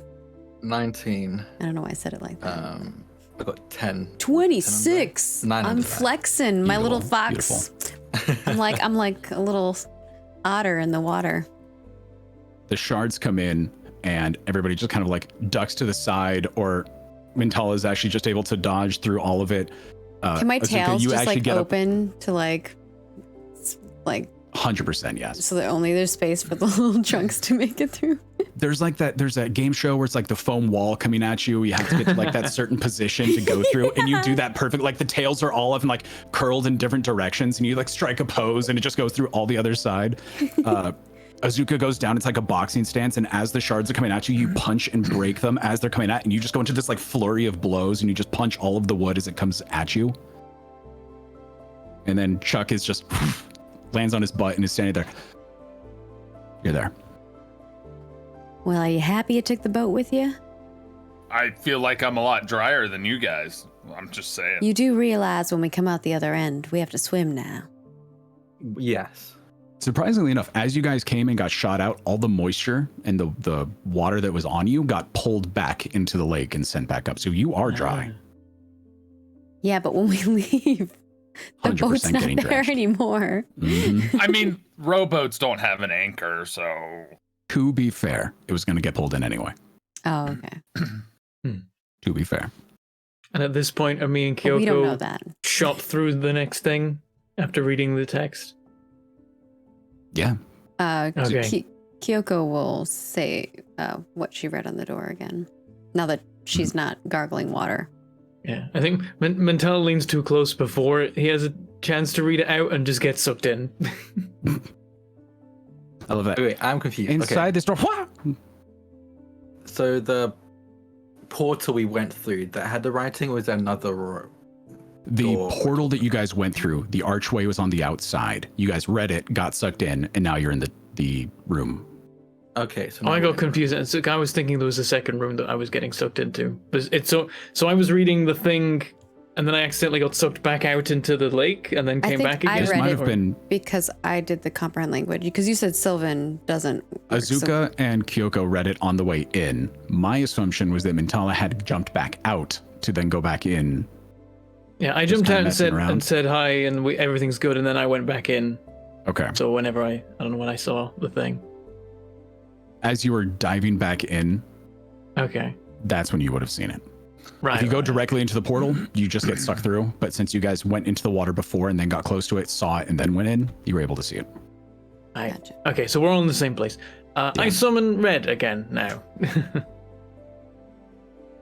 So you So see another this- sigil form up on the ground, and he pulls himself up out of the ground, kind of digs his way out, and now he has these like veins of that polished marble that there's this really cool Japanese styling of fixing something when it's broken, where they like if you have like a porcelain cup, they'll fill the cracks with gold. Yeah. Which I Ooh, love. Yeah. And the name of it escapes me, but it's like all of the cracks It's like a that were left. filigree type of thing. Yeah. So you have like the steel plate of Chuck's bed, you have the rock and the concrete, but then in between the veins of that is now this polished marble in like some sections, like almost like a little tattoo that's going over part of them. Awesome. Oh man, I want him to be summoned in the air too. Papa Tim was Cool. saying in chat, and then he drops on somebody. It'd be hilarious. turn into a Sorry, meteor. this is where my mind Could make goes. that happen. Could definitely make that happen. Keep We'll that for talk. later. When we get in there, I think Kyoko's kind of like looking around, and my comprehend language lasts for an hour, just so you're Perfect. Wonderful. aware. So I think she's just kind of like looking around to see if anything's off, weird. So you see these She feel wonderful images of giant mushrooms with this couple on top, this long flowing teal haired elven woman that has these like almost veins of vines almost in their arms, and they are this incredibly fey elven elemental beauty. And on top of them is this dark red haired, like almost bright hot. Does not look like it fits in with the environment at all. Very dark skin. Both of these people are statuesque in their appearance together, and each image has them doing a different thing together at a waterfall on top of a mushroom. And along the rim, with your comprehend languages, you would see that the filigree specifically has this very vague cursive spread out to be difficult to read, but again, comprehend languages. I won't even give you a perception check. It says, on one side, I am often seen in the sky, but never touch it, though I try. The far side, I come in different shapes and sizes. Some say I bring good surprises. Below that, my colors change with the weather, and some say I'm a sign of weather. It will rain or shine today. And on the bottom on the floor it says, and if it's safe to go and play, what am I?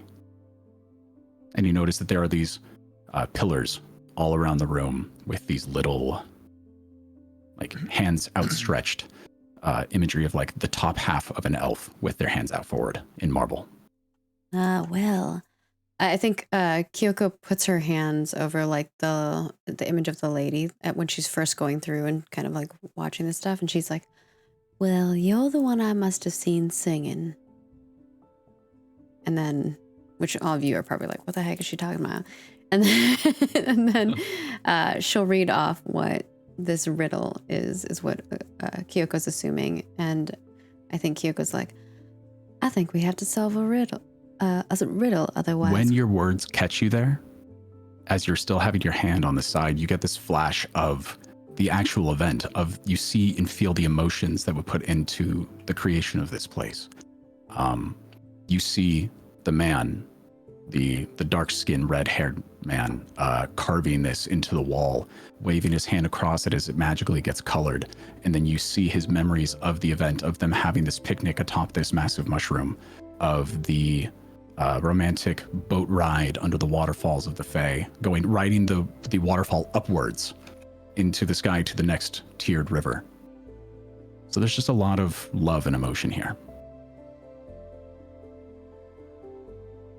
And it's I am not a riddle person, so it's I'll leave that all to you. just so I can reiterate. It was, I'm often seen in the sky, but never touched. Though I try, I come in different. Okay, that's perfect. Yeah, that's what I was trying to do. There you go. I was believe- typing, but I missed parts of it. It's all good. I believe it seems to be a cloud. Loud? That sounds about right. How do we answer it? I look around for It had Depictions of clouds. It had like its arm stretched out, right? Like the statue. There are pillars around the room. What are on the pillars? There are 6 pillars in total, 3 on each side. Each one of them just has the upper torso of an elven figure, some male, some female, some ambiguous, and it's just hands outstretched, palms up, looking as if they're waiting to hold something. And if anybody would like to make me a perception check, let's see, what else can we do?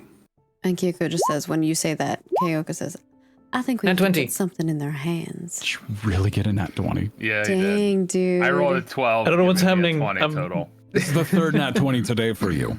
23, Yeah. 20, 29, 23. Today's our day, you guys. Roll 20 is We've been on it. having rough times, and now we're like 20s. So you see that there 18. are 6 scenes. I'm making sure I get this right. Correlated with each pillar behind them is a different scene. And in the first one, you notice oddly out of place in the front of the boat, hanging down it like a light, there's a little red orb. And then in the next one, it's an image of them on a meadow, and she's wearing a tiara that has an orange crystal. And then it goes to the next one, and she's wearing this necklace that has these topaz stones. All of these things are like the styling and the coloring of these is very different. And something speaks out about that. The next one, the vines around the table where they sit, is oddly emerald. It has all of these shifting variations and these little stones, these spherical stones that you would see around. So, do any of the depictions include clouds? No. What are the other 2? So there's a little red orb, an orange crystal, a topaz, an emerald. What are the other 2? There'd be one where she's wearing a sapphire ring, and another where the man has these earrings of amethyst.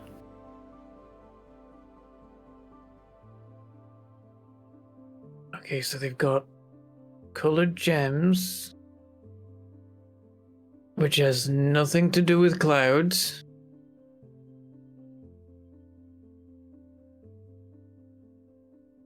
And I'll say with a nat 20 perception going around this room, you find that there's a larger image on the far side that has them underneath this archway. It's the one that had her with the... It's the one with the vines going around back. Yes, the archway that would have the topaz with her and the necklace. Okay. There seems to be a line, a very thin line down the imagery of where the archway is, like dividing the 2 of them as they're holding hands. Oh, well, maybe it's a rainbow. It's a rainbow with all the gems. All right. So we need to place them in the order. I start like flitting around and like going up to the gems, and I go up to one of them and I just like try and take it. As you go to try to take it, it's actually in the photo. This isn't something you can take out of the wall. And again, nat 20, and because you are Mintala, the person who delves into the tear ruins that are found everywhere, you would know a lot of the times ruins and these dungeons have things that if they were still in the old world, there would be a key somewhere. But sometimes when the tear happens, you have to get creative. Oh. I'm like looking at it and poking at it and thinking like, oh, this might have gone a little bit wonky when it came over into this world. Maybe I could just like scoop it out of the rock, or maybe we can like fake it or something, or we could just smash through. But that might get us in trouble. I don't think we should go destroying this. Someone put a lot of love into creating it. And she's looking at it like she's it's like she's looking through it, like as if she's watching someone create this. She's kind of being a little weird. Do you guys It's like have, fey you magic go and if you, touch like- every image now, and you have that feeling, and you get to see and watch these people have their love story. as if you were there feeling it. How are you? Is there? Who has dark vision? Who doesn't? What is the light source? What are we doing here? I don't. I have low light vision. Red has dark vision. I have regular vision because I'm human. I have low light vision. Okay. I think Kyoko, I as you're, might have low light vision as well. I just want to know if someone's using a torch, if you're just walking around in the dark. I have low light vision. Yeah. If it helps, I can be a torch. So Chuck would be the only one who is just in complete darkness. Just a little bit of Yeah. faint light from some crystals around that kind of outline the room. I'll turn my light on for his benefit, and also it'll make things slightly easier for the rest of us, except Red, who doesn't need the torch at all. Mm-hmm. Where your light touches, you can tell that the paintings become a lot more vibrant, as if reacting to something. Ooh. What color is your light? I think it's just white, So with but white, I think I can alter it if I choose to, and I can make it be whatever color I want. okay. So when I see like the reaction, I'm like, and then I like concentrate and I go like red light. When you go red light, the painting with the ruby on that side, the entire artistry shifts as like red starts to outline all of it and flow in and around and fill into the filigree and come down onto the pillar, shoot up, wrap around into the cracks, and then there's a little golden like essence of light being held in the elven physiology that is crafted out of it. Well, I think you figured it out. Some type you of see- reflection magic. On the far side, a little red orb in the archway that they're standing in. One of the vacant crystals, there's like these little white crystals that are dangling from the arch. 6 of them turns red.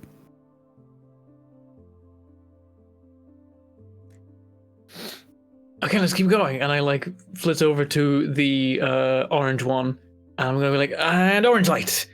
As you shift to orange, the red one dims and the orange one lights up. Balls.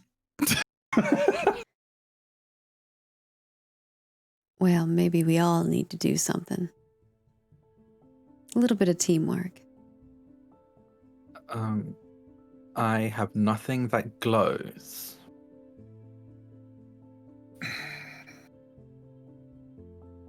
Yeah, I don't know if I do either. Checking my spell list. I mean, I can crack open some bullets and give us all some gunpowder to light. I mean, We gotta get the sure, right. but that's the like right a colours. flash, right? Yeah. Is Well, there if you one? add a little bit of water, moisture it down a little bit, it burns a little slower, but you got to be careful that it's not too much because then it won't burn at all. So is there one gem that's in the arch already?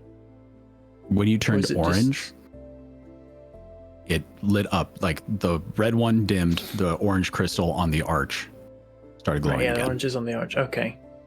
Is it like in the top position or like the bottom position? Is it like? There are 1, 2, 3, 4, 5, 6 crystals Oh, it's- okay, they're equidistant like that. around the arch. Yeah.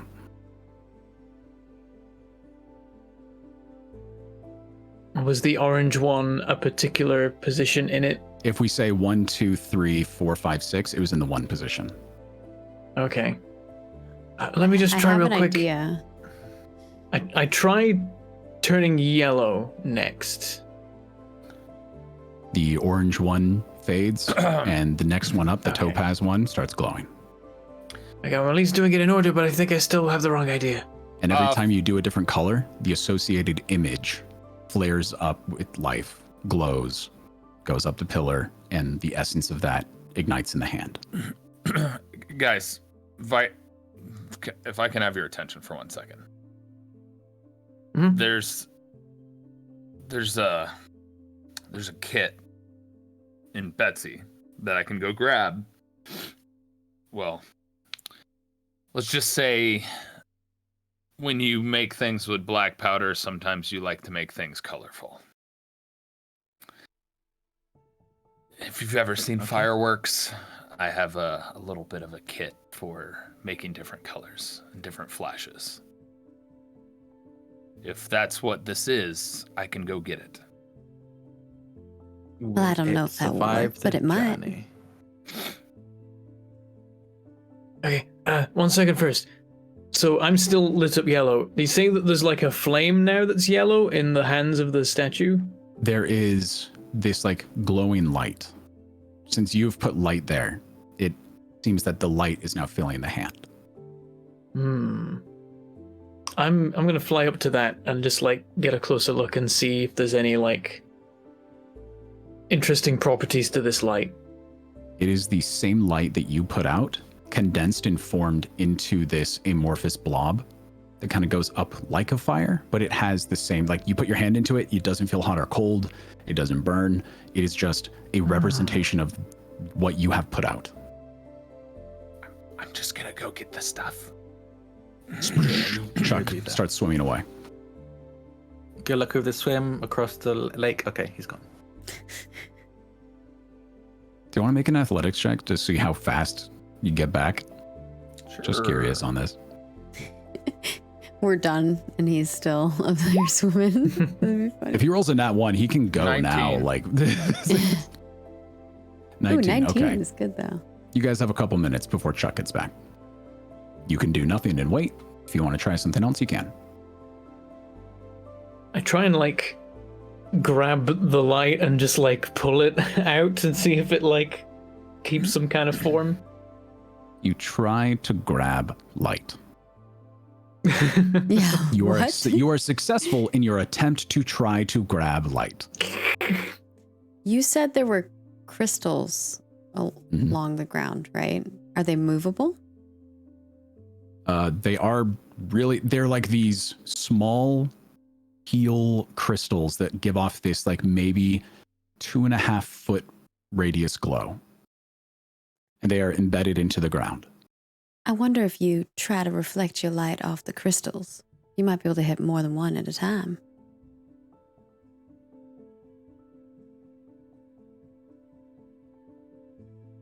What if we got a prism? And then I just need to glow white. Exactly. Anyone have a prism in their pocket randomly? Like Well, a are really these big one. crystals like prisms, basically? That's kind of what they look like, right? Because they're just... That's a good point. We are in a room full of prisms of various forms. I'm gonna go start like looking for particularly like, that's the whole big point of why gems. I brought up the... Because I was up here trying to grab light. I don't know what you expect from me. Let's do, I guess this would be, I don't want to say crafting because you're trying to. For a prism to work properly, to have the color would- of those lights, it has to be a in the particular right angles? shape. Yeah. Yeah. Yeah, I need to get a refraction gradient. I'm going to say red is very easily able to rip one of the crystals out of the ground and hold it up, and it's just giving off this, it's still consistently giving off this light. And it's crafted well. But it is its own light source. Prisms need to be blank, to be able to reflect the proper, unless you adjust the wavelength going in. And it's glowing. Well, so are there gems glowing with multiple colors? They're all teal. Okay. All that low blue, little like sky blue teal kind of vibe. And as you're like looking at this and trying to be like, you're doing different colors, trying to get it to arc the right way, Chuck does come back. Oh. When you come through the door, I guess the water is gone. That's nice. All right, which color goes where? You guys can see a lot better than I can. I'll light up white again to illuminate the room. Be like, okay, so red there, orange there, yellow there, green there, blue there, purple there. Ah, red. What is the chemistry of red? Fire's we- kind of reddish normally. Yellow. I guess. Strontium. That's what it is. Strontium. Wow. While you were out, we also thought of another idea. Oh, Using some of these crystals, maybe to reflect the light onto all of them. that They all glow the same color, which is none of the colors we need. But we might the be able to concept adjust is that. the artificial prism to reflect the rainbow out. Those things are made very precisely. I don't have machining tools to be able to cut a crystal into that type of way. This will work. Just trust me. Just trust me. And he'll mix Kyoko's together. gonna stand back if he's about to like pop some fireworks off in here. So you see Chuck go over and put some metal shavings into the hand. Okay. Yep. So the red one, he makes his way to the orange one. Waits for a second. He's thinking. Calcium. Just make sure you don't overdo it, because we don't want to damage the shrine and anger the beings that made this. Well, the fun thing about black powder is it's really only explosive when you compact it and it's contained within a small source, so then it explodes outwards. When it's not compacted, it just kind of burns and sizzles and kind of makes pretty colors. Here's the thing. Okay. You're gonna have to do 6 of these at the same time. If I you're understand. gonna try to do it that route. I've got matches, and I've got a gun, so Well, Give me. I can do one of them, because I could just be one of the colors, so then it's only 5. If we got a Less gas likely to burner blow that's up blue some. covered, I could also We create can- a trail of black powder that would light themselves up. we can like cut down on some of them by just, we got light sources. Mhm. There's 5 of you, 6 colors. You could tie it together with black powder. You could put a wick going between all of them. However you want to do it. I'm We'll like, figure it oh, out. wait. And I'm like, red, go really close to the red one, because he has red glowing eyes. Oh goodness. It might be enough, it might count. Yeah. So he goes over and he stares really intently at the open hands and goes, I'm trying. and he gets like really close and he needs to be like an inch away and it lights up and he goes, I did it! and then it goes out and he goes, No! and he goes back for it. Okay, you don't have to do it right now, but now we know it works. Okay, so red can do red. Nice. I can do another color by just glowing that. If we got a gas burner, we could do blue. If we just have a piece of wood, we could do yellow. And then we just got to do purple. Unless I do purple. I don't know. We only need to do 3 of them. 2 of them. 3 of them.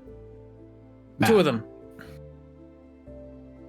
Well, if Red's occupied with that, they can't light another one, so one of us is gonna have. to at red least does light red, 2. and then we could make blue fire, we could make yellow fire, that's just fire, and then I'll be, the most annoying color to recreate with powder, and then you just have to do 2 of them, like green and orange. All right. Let me Yellow. focus. Yellow, sodium. so sodium's red's for taken care yellow. of. Who's taking care of yellow? I'll help with whatever. Cool. Yeah, I don't know what's happening, and neither does Azuka, so I'm just leaving it to all of you. I think Chuck Terrarium is is lighting green. up different metals to create different colored fire in each of the hands. I'm and making the Mintala's powders trying to that make would it ignite and burn easier. that color. Yeah. Yeah. So with Mintala being able to change color, red taking care of red, you have 1 wild card use for Mintala, and then you just have the rest. So what we're going to say is to expedite this entire process, because we all know that we can do it. We just have to figure out the proper way. Chuck, give me a crafting check to see how many colors you can take care of. Minimum, I would say 2 or 3. Yeah, with a 23, you're able to have red take care of red, Mintala take care of orange, because I believe that's like a combination of different ones. And then with these powders, you're able to light up, and you guys have this as rainbow color ignites around the entire room as all of the filigree starts to you start to see that some of the vines start to go through different images as they all come together and collected, and this entire rainbow of vines goes into the archway at the forward section of this room. The entire archway lights up with all of the different colors of the rainbow. Light shoots down between it, and doors open up into the next room. It worked. I guess my visions this time around have been very literal. And I think Kyoko will just step through the door. Yeah. Ezekiel I will follows suit. Flit through. I will briefly check, like, as soon as, like, you know, the flames and stuff start going out, does it close or is it just good now? It stays open. You see that once the door is like lit up, the filigree, kind of like the light that's going through all of the pictures, stays, and almost like RGB lights kind of shifts throughout. So you have this really cool like gamer room. There's kind of like this little mini rave going through that's keeping everything lit up. I feel like we definitely didn't do that the right way, but it still worked. Listen, I think it was the right way. The fire's lit up in the right colors. That's what matters. You guys did a great job. Also, can we just talk about that riddle being a rainbow? I actually wanted it to go. Versus a cloud. That definitely sounded more like a cloud description, because when a rainbow happens, it's sunny and the rain's falling. Anyway. It was great. No, clouds are a great option. You go into the next room, and it's this, again, same marble floors, but in the center it has this like staircase down that leads to this like sofa. It has like, you know, those like, I think they're really cool when like the rooms like go down into a little seating area that has like a fire pit in the like center. Ooh, yeah. Yep. You go to the outside and there is that same kind of marble pillaring that is around. This is a bit of a wider room. You see like a little fountain in the front, and around the entire side is more images. As you see this more of like a reception area, kind of like a little hangout spot. Has it been already an hour or not quite? I would say you guys spent about 30 minutes figuring that out. You're fairly intelligent people, so I don't want to say that it took you too long. Okay. I don't think we're very intelligent, actually. I Chuck feel like is pretty after Chuck's comment, Metallo's he's like, gone. I am quite intelligent. I think you're. after Chuck's comment, I think I'm like, yeah, I mean, it did the riddle did sound like clouds. Were we meant to make a rainbow with steam? It's too late now. We did it. That probably makes more sense. Well, We did it the cool way. because comprehend languages is so great, and you just get to see it, and you don't have to roll any spells. Why make things You difficult saw it when on my people just have list. spells? I'm glad I got it because I was know. debating what spell to get Mhm. my level up, and I was like, oh, comprehend is language is also just the going to be thought- so useful. There's So also what? the thought that you might not want to use it just in case you get in combat later, but who knows? Oh, that's true. So what? Is Teal- this just a teal is the lounge color. area? Because teal That is the looks color like of it. the Oh, sky, doorbell. so that's probably what those rocks were about. Hello? Mhm. Oh, come in. Oh no. Are we all We're good. okay? Yeah, we're good. What do you guys do when you go into this secondary room? I just said it. I was like, what? The reward is a seating area to just chill? Looks Maybe like this it. was their home. Very fancy door. I'll look at the images along the wall. So you would what they see. Give me a perception check. Actually, give me a. Ooh, what would this be? Either a nature or an arcana check, I'm going to say, for these. Okay. Because you're not really trying to discern if something's there. You're trying to discern what 10. it is. I rolled a 4 on die. So, with the 10, you see all of these images of creatures.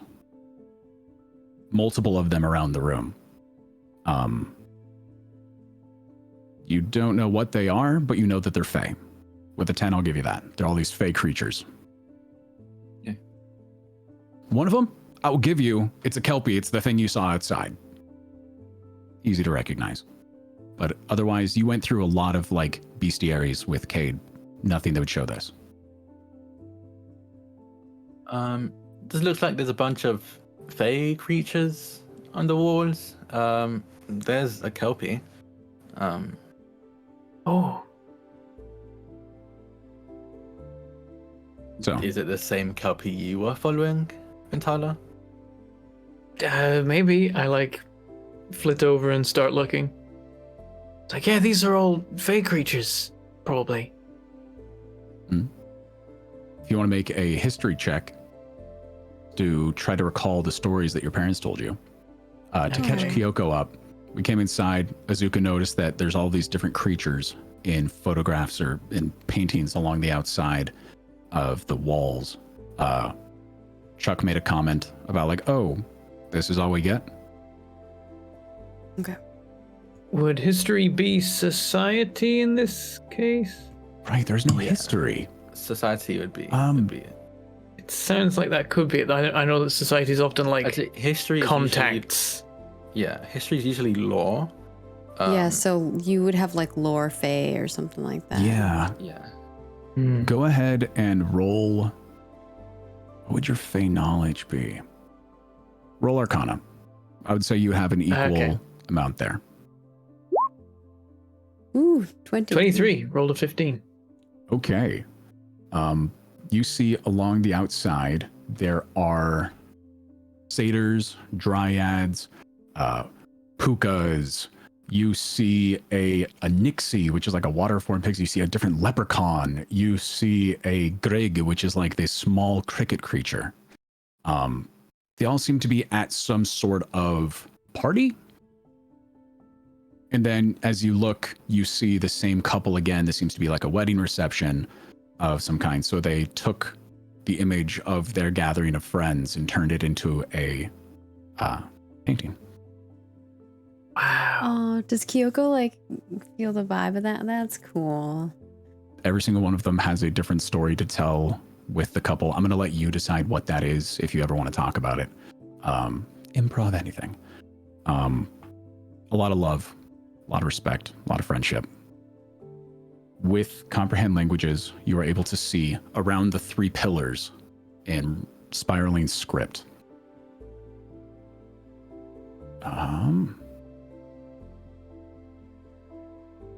Find this.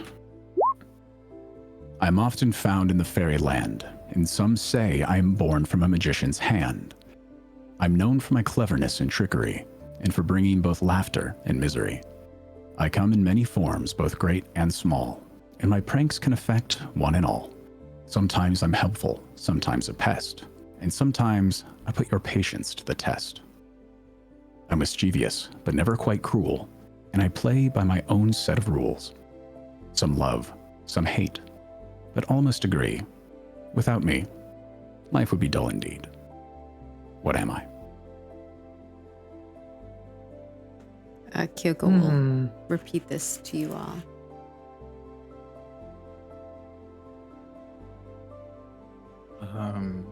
Well, I'm going to be pretty useless again because I don't know much about Fae. I don't either. Fortunately, I guess maybe we have someone who might. Kyoko Yeah, looks yeah, to I can work this out. Definitely, it's probably one of the things in the painting. Do you think it is one of Maybe. I don't know. those? What do the pillars look like? There's 3 pillars, you said?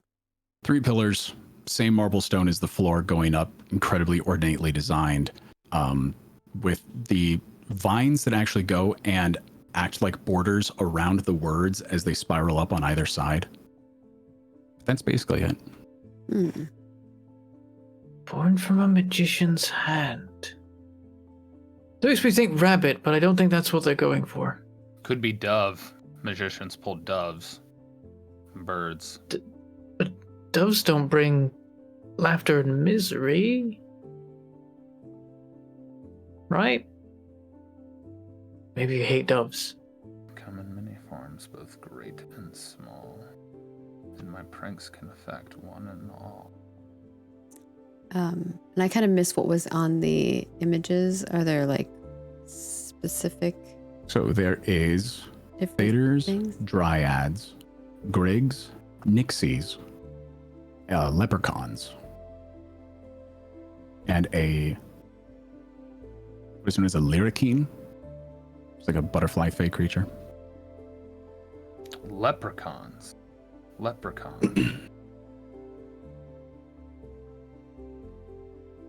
It could be leprechauns. Could be. So, do we what, like push the leprechaun? I'll like just put a hand on a leprechaun image. Were they born from magician's when you hands? touch the leprechaun, make me a reflex saving throw. Uh-oh. Uh-oh. Okay. 17.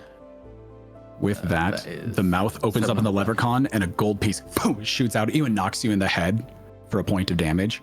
And it's just like this little bruise and a gold coin just like tink, tink, tink to the ground. Ow. Well, that's a bit of a mixed bag. Well, at least you got something out of it. A bruise. Beyond the bump on your head. Yeah. On the coin is actually, oh, I actually love this. On the coin is like one side is the head of a leprechaun and the other side is that leprechaun's butt. And you have a little imprint of a leprechaun face on your forehead for like 5 I thought you were seconds. going to say leprechaun butt. I'm not going to do that to him. It would have been funny. Yeah, I don't know if it's going to be very If you want the useful. butt on your head, you can have the butt on your head. I'm not going to stop you from doing I that. don't really want to. No, thank you. And I will just kind of like pocket the coin, I guess. Okay. I don't think the leprechaun is the answer. It did give you something. That I might mean, go okay, in one of the I'll hands. pull out the coin again. Maybe they all give you a coin. Maybe you go put the coin in a certain place. I look for a coin slot somewhere on a pillar or something. You notice, make me a perception check. Can we all do that? Yeah, of course. Ooh, Oh, 11. 19. I rolled a 2. It's really all or nothing for me today. I'm getting loads of 2s and 3s, You're like no 20 1s or yet, nothing. and then a bunch I of net rolled 20s. an 8 and got a 16, so. Not bad. I roll a perception. 16 as well. So with the 19, Kyoko would recognize that the satyr's hand, they're like staring at the altar, but one hand is out. Kyoko will point that out whenever you're like examining the pillar to try to find a slot in it. So there's a place to put a thing.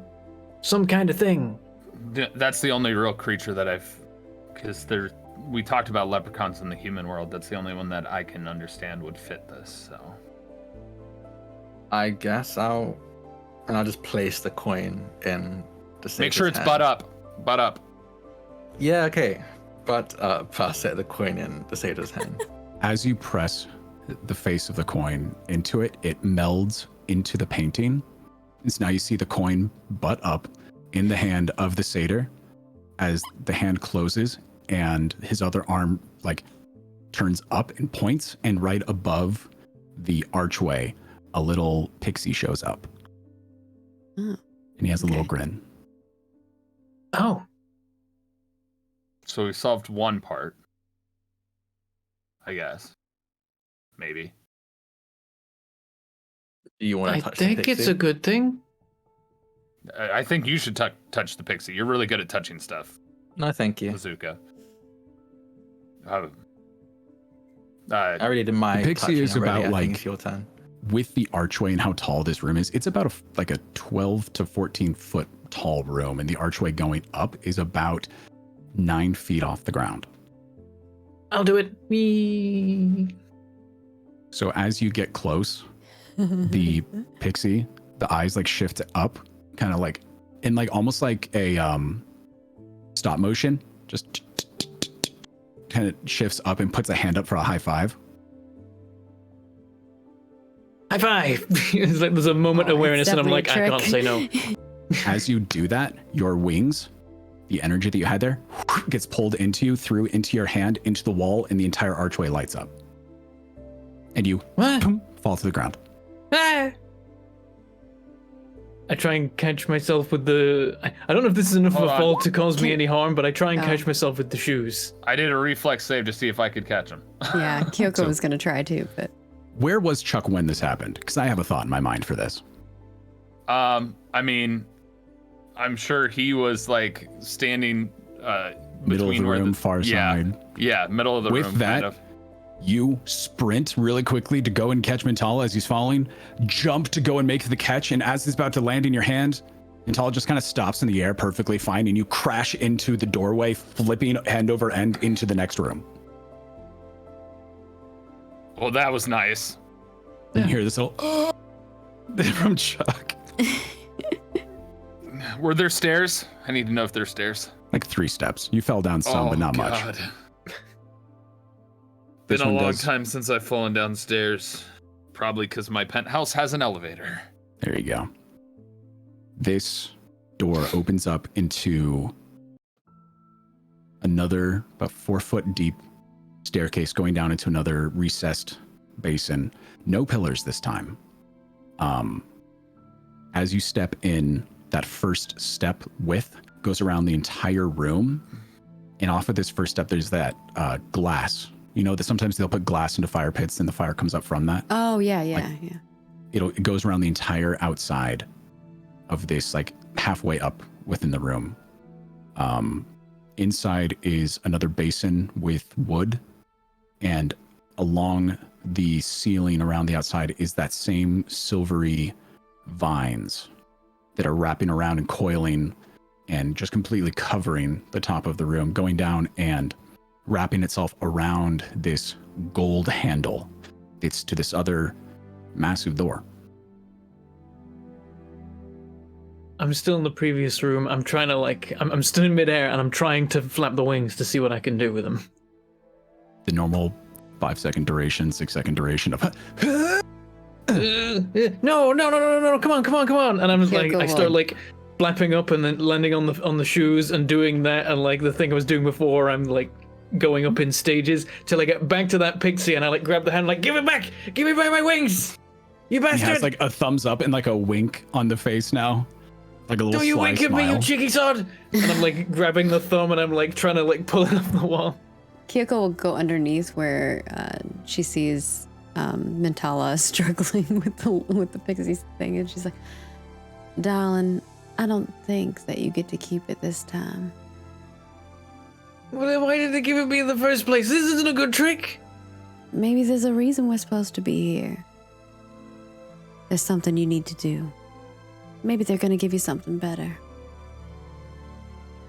Should have just stopped here and lived in the town, and I could have flown forever and gone about my days. Well, we always wonder what we could have, what we should have done, right? Far too often than you could ever realize. I'm gonna get you back, you stupid thieving statue, and I flip him both birds, and then I drop and When he like drops and he step goes back into down to ground level. When he drops and goes into the other room, Kyoko will look back up and be like, "He doesn't mean it. He's just a little emotional right now." I do, When you look back, bastard. the pixie's like hands crossed, just like, She smiles and winks at him and then looks over to Azuka and kind of motions to go Made in. of stone. What is he even gonna do with his flight powers? He's stuck to the wall. Can't even use them. I just kind of like just watch all of this go down, and I think I'm just very out of my element right now. So I just follow into the next room. When you walk by Azuka and you are, can she tell that you're feeling that way, or are you like trying to hide it? Yeah, I don't think it's really hard to tell. He's already been very on edge because of everything that's been going on, and then now turned into as far as you can tell, another realm space. Not entirely sure. It's just adding to that. So yeah. As you're walking by, I think she just says, "Are you feeling all right?"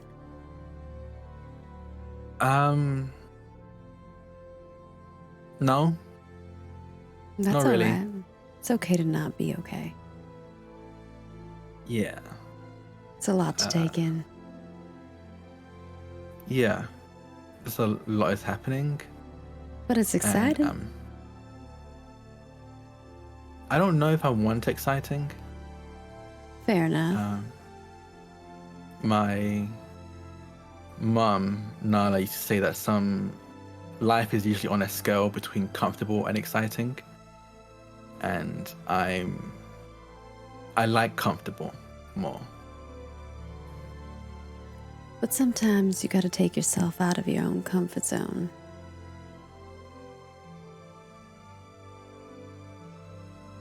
I would rather that be on my own terms rather than being flung into the Well, realm did you not outside of my decide to comfort zone. jump in here? I didn't really have a choice to come with all of you at all, really. Someone attacked my family. Cade wanted me to leave to get this gem. I couldn't just sit out there anyway. It wouldn't really change anything, so... So you had to take No. yourself out of your comfort zone.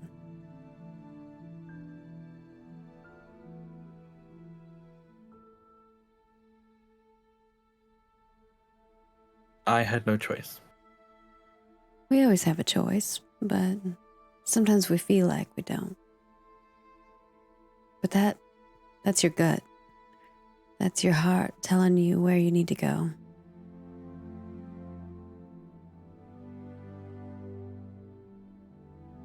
Yeah. And Ezekiel just continue walking. Yeah. My She just comfort kind zone of was in the watches him. air. She watches him walk. What did you say, Nantala? I said my comfort zone was in the air. She just laughs at that and follows the rest of them in. So as you Okay, go what's the in, answer to this riddle? Is it magic shoes?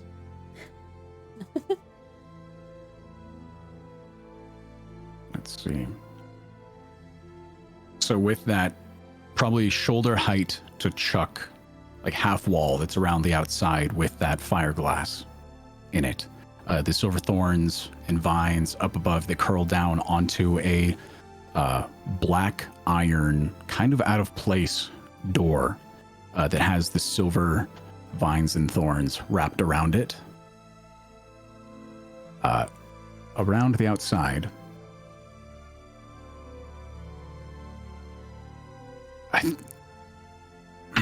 is comprehend language is still up. However long it We didn't lasts. spend too long in that last room. Really didn't. It's up to you. Because it does last an hour, so it depends on if you think it's taken us more than an hour. Maybe we should have done rounds. I don't want to keep track of all that, you know. We'll say it is still active, but you just see common English around the outside. And Tali, you can't read it. Oh. Normally I can. Kyoko will begin Uh-oh. reading then. And that's weird. Let me make sure I have this right.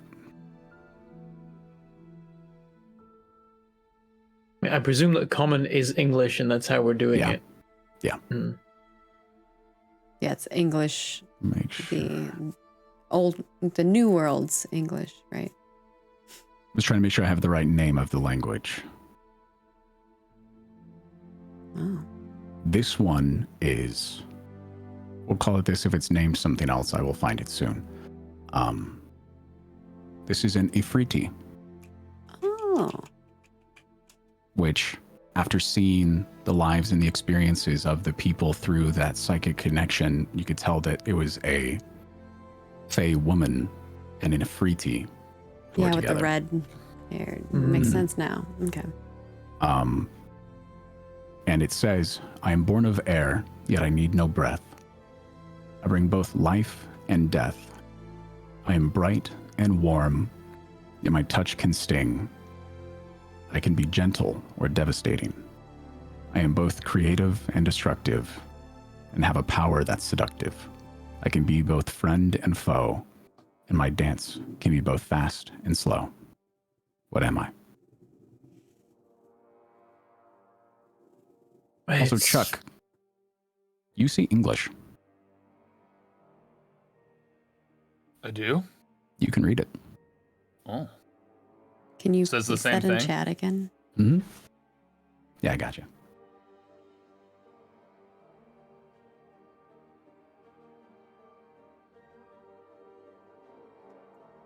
Hmm.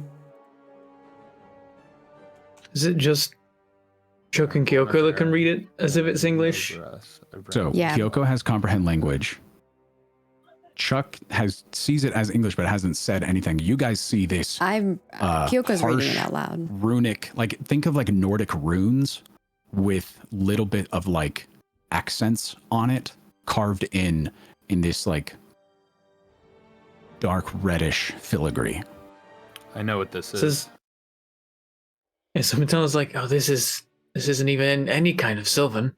I can read it. What do you mean? It's just simple English. No, Azuka very it much isn't. sees it's not English. No, it's not. I don't know what it is, but it's not English. Definitely English. It's just words on the wall. Well, Don't tell me I can't read English anymore. What else me- did that pixie take from me? because I have comprehend language, I know what language it is, right? Yes.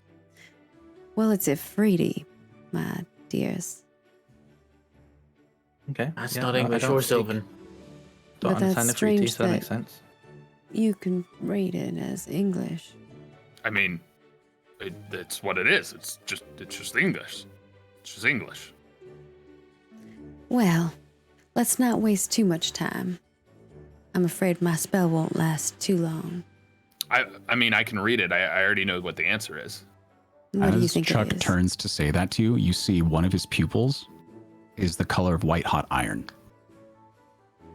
Well, something strange is going on with your eye there, sir.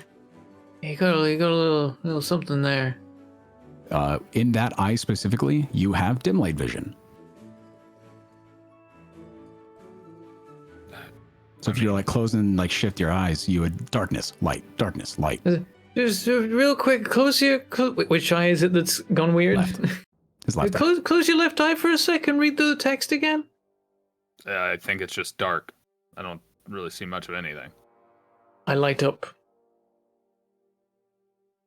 Looks like some weird script, some runes you can't read. I open my other eye. English. That's weird.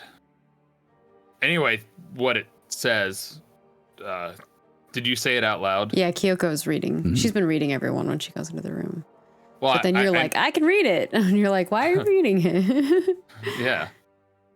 Well, I know the answer, but I don't know why I can read this. But Well- but do you know the answer, Kyoko? What do you think the answer is? It's fire. Hmm. That makes sense. And there's a lot of fire stuff in this room. So where do we put it? Kyoko's gonna look around to see if she can figure out like where we need to. All the rooms There- so far, we've had to put something on something or in something. There is marble floor, no pillars. The script is written on the half wall with the glass on top of it. Okay. The silver thorns are in the ceiling. So there's glass on top of it. We need to There's- put a flame in the glass. There's the glass. There's the silver vines and thorns up top that go down and wrap around the door. Well, maybe we need to light a flame to this glass. I can do that, but in a somewhat catastrophic manner. I don't know if anyone has a more chill way of summoning fire. You weren't talking about casting a fireball, were you? But not, I can't cast fireballs, but I can cast scorching rays. Hmm. Answer is fireball. It's always fireball. I mean, I can literally ignite a spark again with black powder. Yeah. Well, then There we look go. at you. Just produce a flame. I just need See what to know happens. where. Maybe we have to light the thing around the edge, or maybe we just have to put it in the middle. I'll put it in the middle. So I'll just go to the center and cast produce flame in the center of the room. Ooh, I like completely it. forgot I said earlier that there was like a basin in the center with like wood in it. Okay. Right. Yeah, no, Oh yeah, I'll okay. cast Oh, it. yeah, that then. Completely forgot He that I lights said that. the wood on fire. Woof. Fire goes up. Ooh. You have a Does basin anything of fire in happen? the center now. Wood that is on fire. Nothing It didn't is do happening. anything. Try it on the edge. Try it on the edge in the glass. In the glass? Okay. I'll go over to the edge and again cast Produce Flame on the You- glass. Touch the glass with the fire and it spreads around the entire room. No smoke, just existing fire as each glass ignites the glass next to it. This feels like progress. I Feels guess. warm, Do I that's what set it the feels vines like. on fire now? Mintala, make me a perception check. Okay. Ooh. 13. I rolled a 4. Oof. You don't really see much. The room is now incredibly well lit. I'm Do know there are spells like fairy fire, but I don't have that at my disposal. neither do I. I'm gonna cast Produce Flame on the. So there's like glass vines that wrap around the door. There are these silver vines Silver that vines. wrap around the entire roof, go down around the door and onto the handle. I'll try and Produce Flame on that as well. Where do you throw it? Right in the center, off to the side, right on the door. honestly, aiming for? probably round the door. As you put the produce flame onto the door, the vines start to burn away.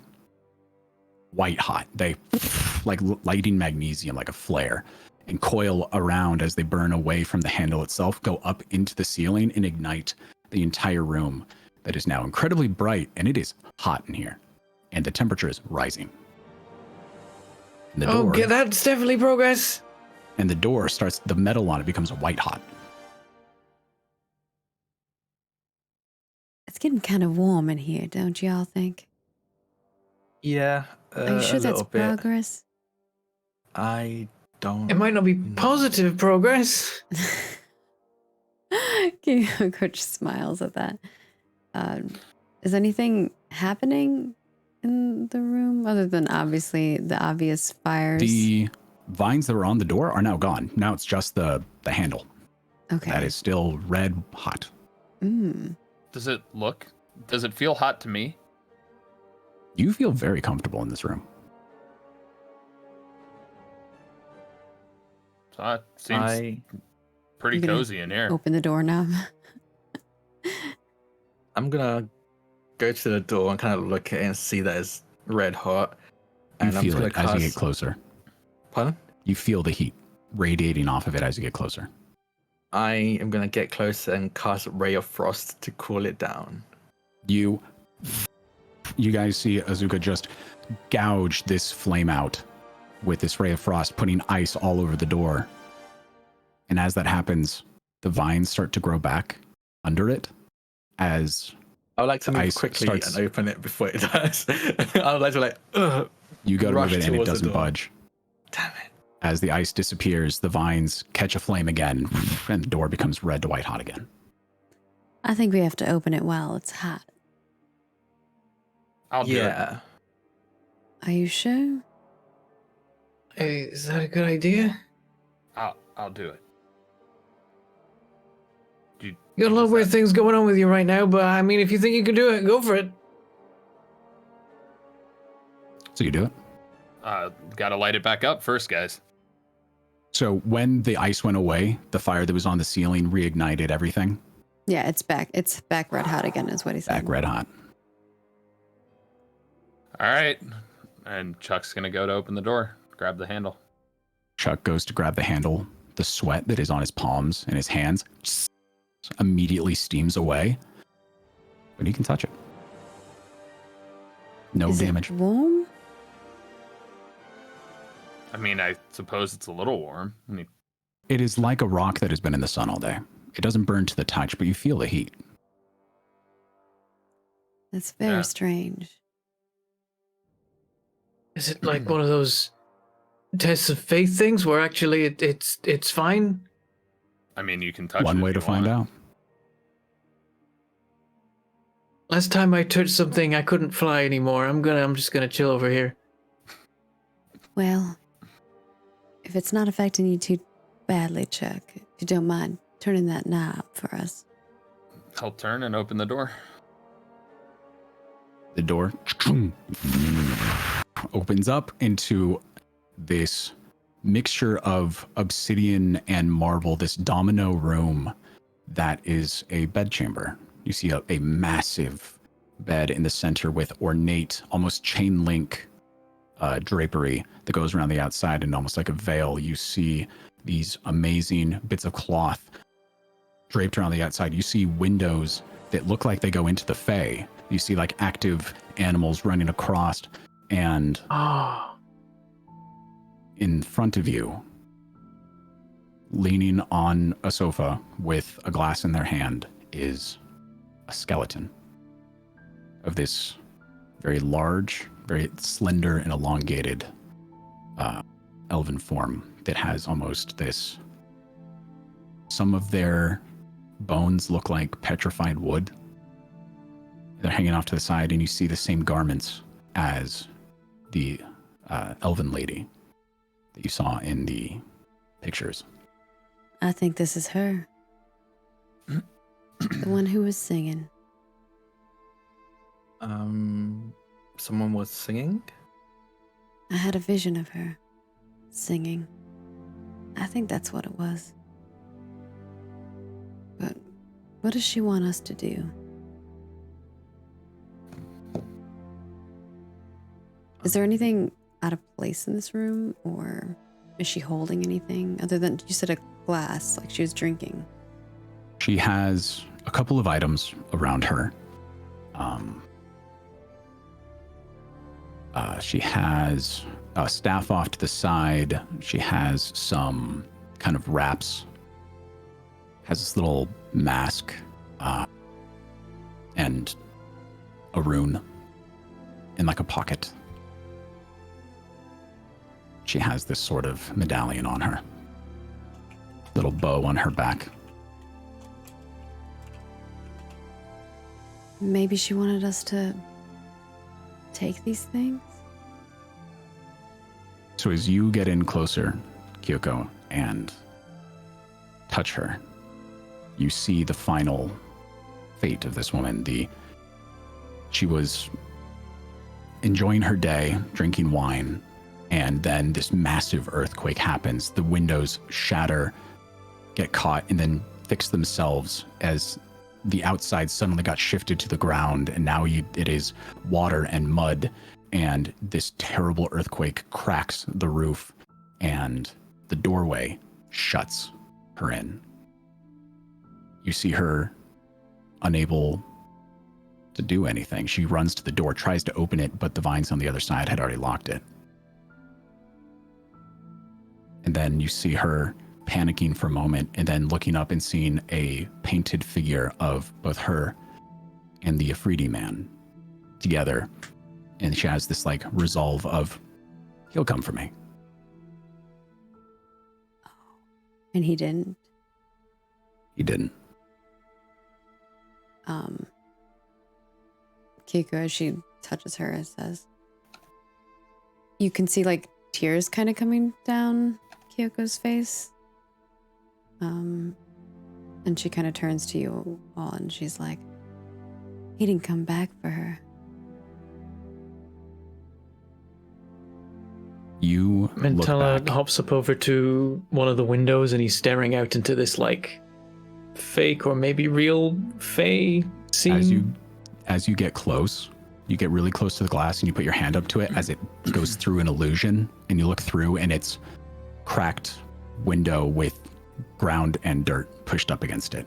When you can assume when the tear happened, this temple was shoved into the bottom of this lake, trapping this person inside.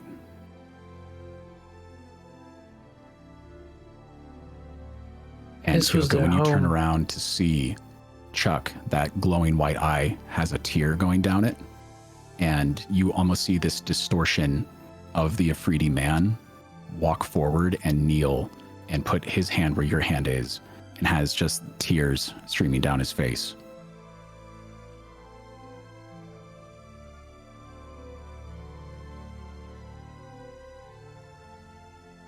This was their home. And you see Chuck continuing to tear from the one eye, streaming down, the tears becoming also white hot, and as they leave his face, just dissipate. I think Kyoko kind of grabs Chuck's hand if Chuck allows. He will. You He's don't just know kind when of you're frozen sad. in time. I think they're just kind of standing there both crying next to each other in front of this like dead skeleton lady. I don't know why. When you're holding his hand, the world disappears into a red place, a place of fire, molten ground off in the distance, volcanoes, eruptions, rivers of lava, and then peace. As you see down the staircase, Chuck is able to see this Afridi man mourning his loss. And he stands up, turns to you, and just, thank you. He nods at you, and the vision dissipates. She wasn't the one calling us. It was him. There's a reason you got off the highway so quick.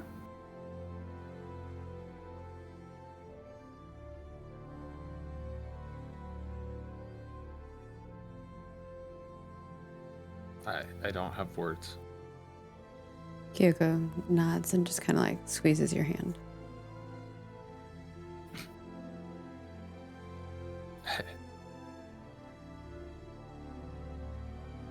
You know, I shouldn't even be alive right now.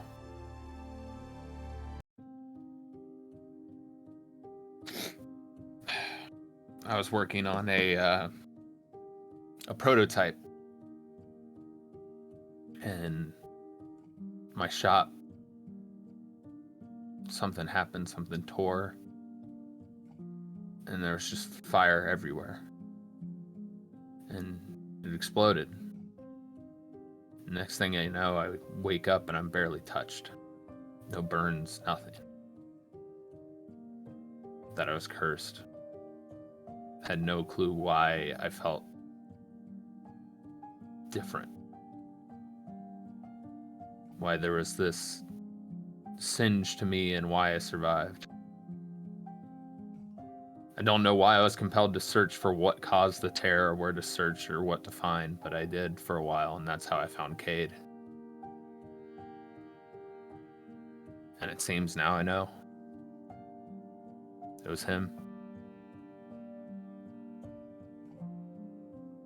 Searching, trying to find what was left of his heart, the other half. And it's been here this whole time. The name Alia flashes into your mind for no reason. I think her name was Alia.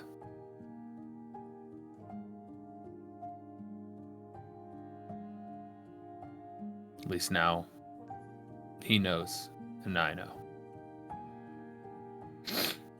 Why I've carried this weight with me for so long.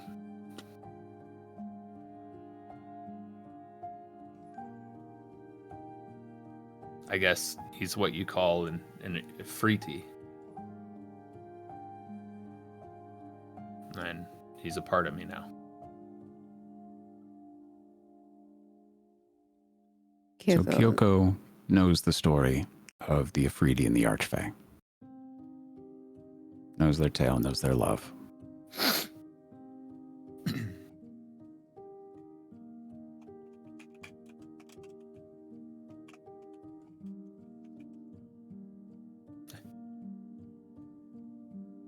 I think Kyoko just kind of gives Chuck a moment and it's quiet.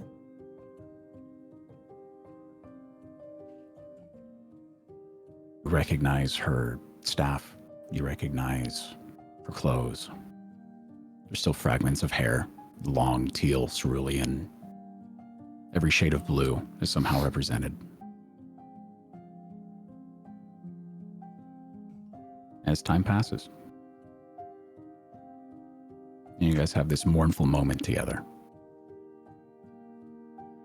Is the illusion on the windows gone now? Still there. Metallic keeps watching it.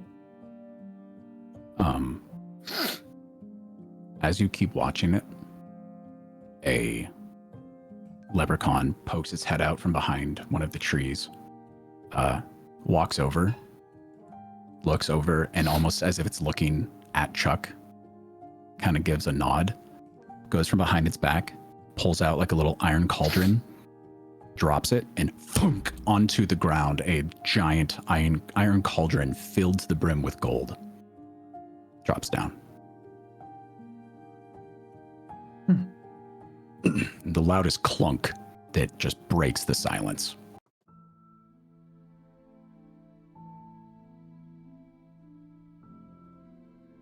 Where did that come from?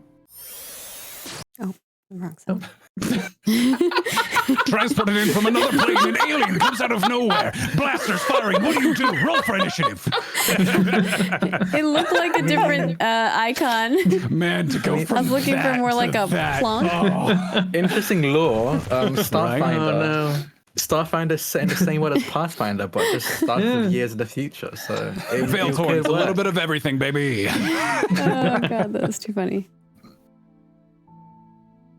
So, cauldron lands on the ground. Gold spills out. A lot. So where did I that think come it's from? sort of a hidden vault. With a little bit of magic. Maybe. I am not carrying it. Like That's what everyone you're just worried looks about? to red. Does it have to be me? Or fine. I It's do not gonna have be a me. bag that we could put it in if we really want to take it. Maybe we should just leave it with her. I'm not really leaning it any other way. I'm along for the ride. The Gold. dead have no use for gold. I think they gave it to us. That's what I was gonna say.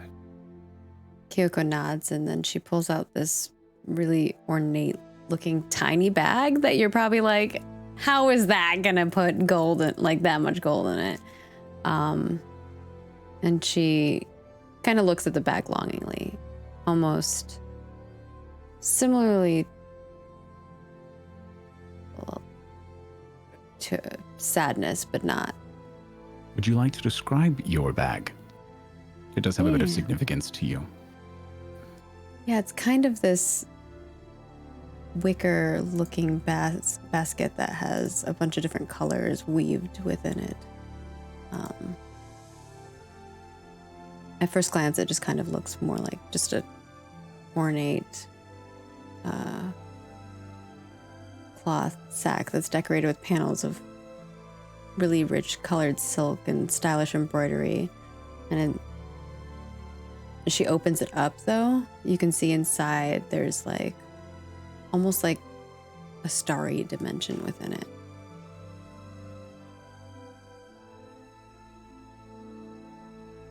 She just walks up. Does this look cartoonish? Do you like expand the bag? Do you shrink the cauldron? Like, how does this look to you putting this thing into this bag? I guess I'll leave that to you. I don't know if the bag like expands or if it's more like she just shovels them in and it just keeps going, So- but the bag doesn't get bigger. In D&D, bags of holding are restricted by dimensions of the bag itself opening up to like a foot by a foot kind of thing. Yeah. But in Pathfinder, it's only restricted by bulk. So you can just, it just kind of gets pulled Okay, in. that's No funnier. problem. I Right? like it. I love it. Yeah. A little tiny little clutch that can just open up and pull out a wardrobe. You know, it's whatever. Okay, cool. I think I've seen Cade with one of something similar to that. Mhm. They're called bag of holdings from where I'm from. I mean, I guess that actually makes sense. It's doing a great job holding all of that. Is it heavier? No. She offers for you to hold on to it. It just I feels like a little grab purse. it. Yeah, I was going. It weighs maybe 2.5 pounds. Cool. I hand it back to Kyoko. So, if Kyoko's going to be the one holding it, you can add 720 gold pieces to your Okay, guys, character. don't let something happen to me. Oh wow. Cool. 720. Okay. I mean, And I think when you hand it back to her, she says, "My father made it for me." I mean, incredible craftsmanship. He's an incredible craftsman. Is he here or there? He's in the old world.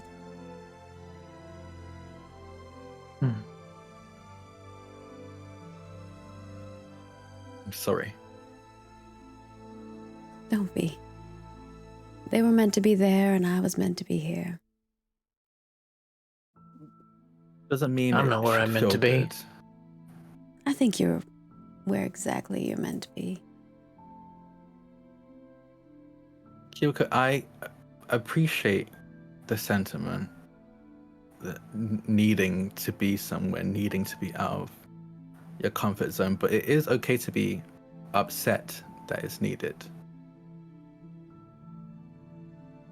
Indeed, I don't disagree with that. Sometimes fate takes you down paths that leave other things behind. Just like you've had to.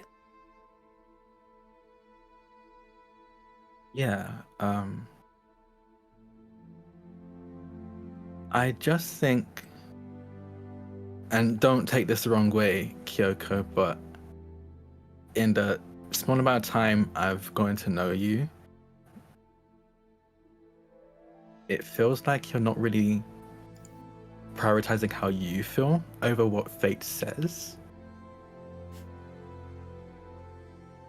I suppose that could be true. Maybe someday there'll be time for me.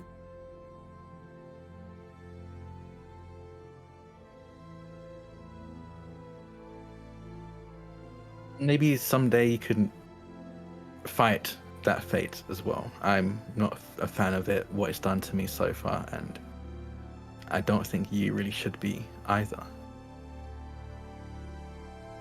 I suppose I look at it a different way. The gods gave me a gift. I just want to help people with it for as long as I have that gift. There must be a reason, right? Something I'm supposed to do. But it might just not be. And I think that's just as fine as well.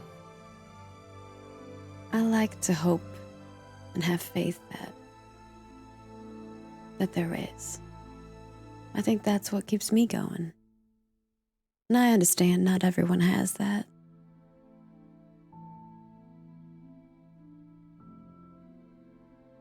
Yeah, I think for me, thinking that there's a reason that I had no say in would make it much worse. It's understandable. Especially with what happened with, well, you know. Yeah.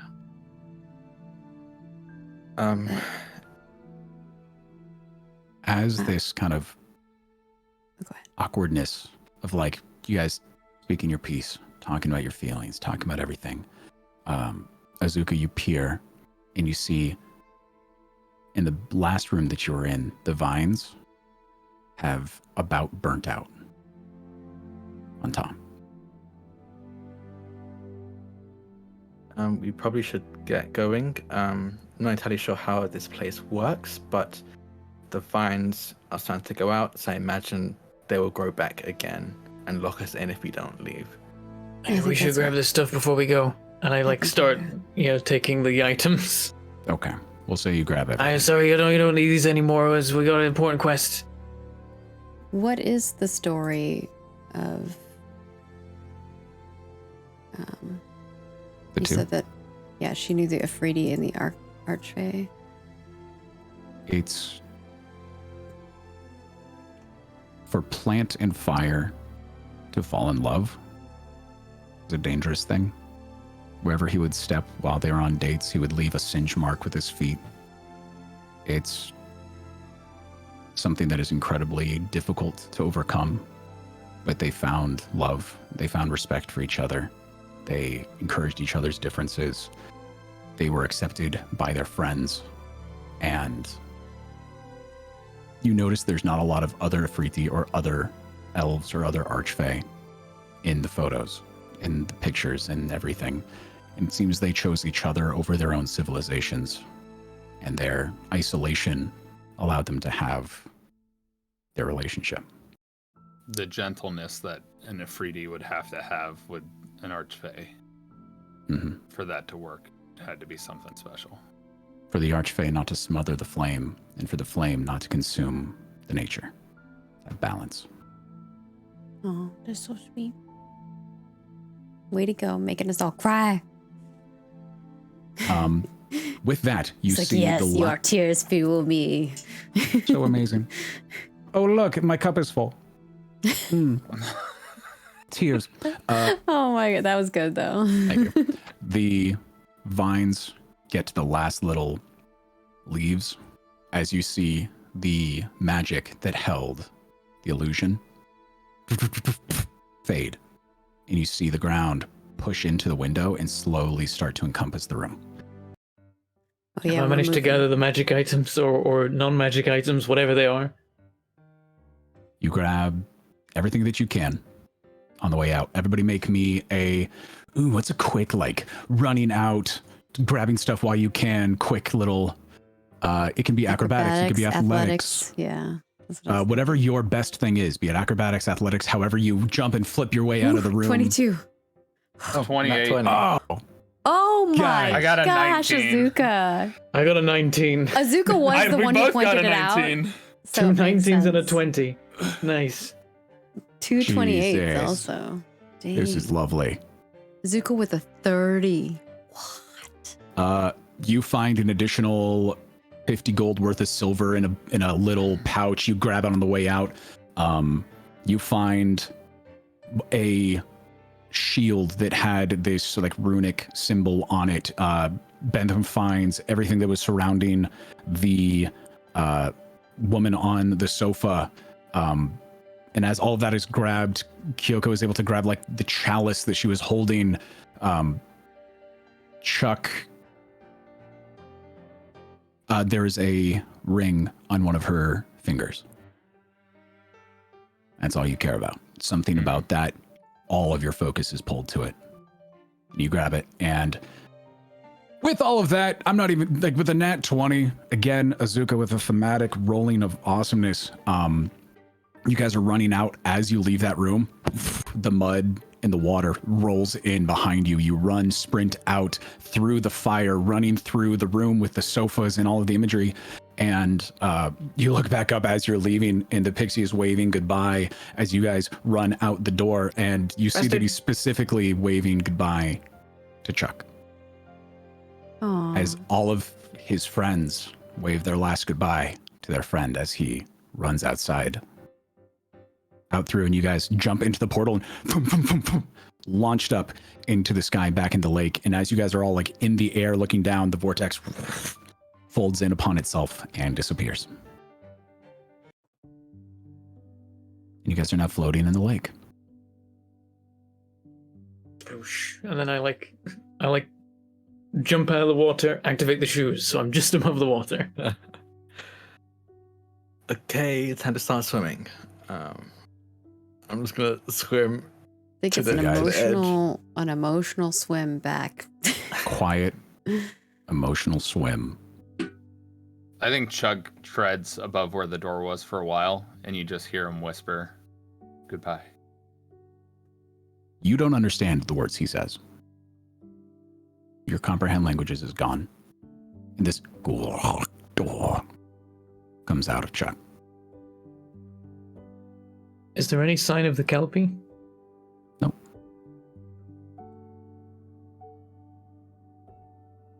And It wasn't here for obviously, me. he swims with the rest of the group. So you guys swim back the Duesenberg.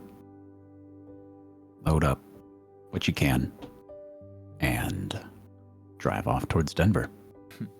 Before he drives off, Yes. Chuck will unscrew the cap of the stick shift, put the ring on there, and screw the cap back on. As we're rolling away, Intella will say, "You know, I've never been to the Fae. I've never even been to the old world. I was born in this one." Oh, well. Ain't that an interesting thing? I thought maybe it was calling me, but I just happened to be here. Hmm. He There's like flaps probably his a wings, reason. doesn't take off.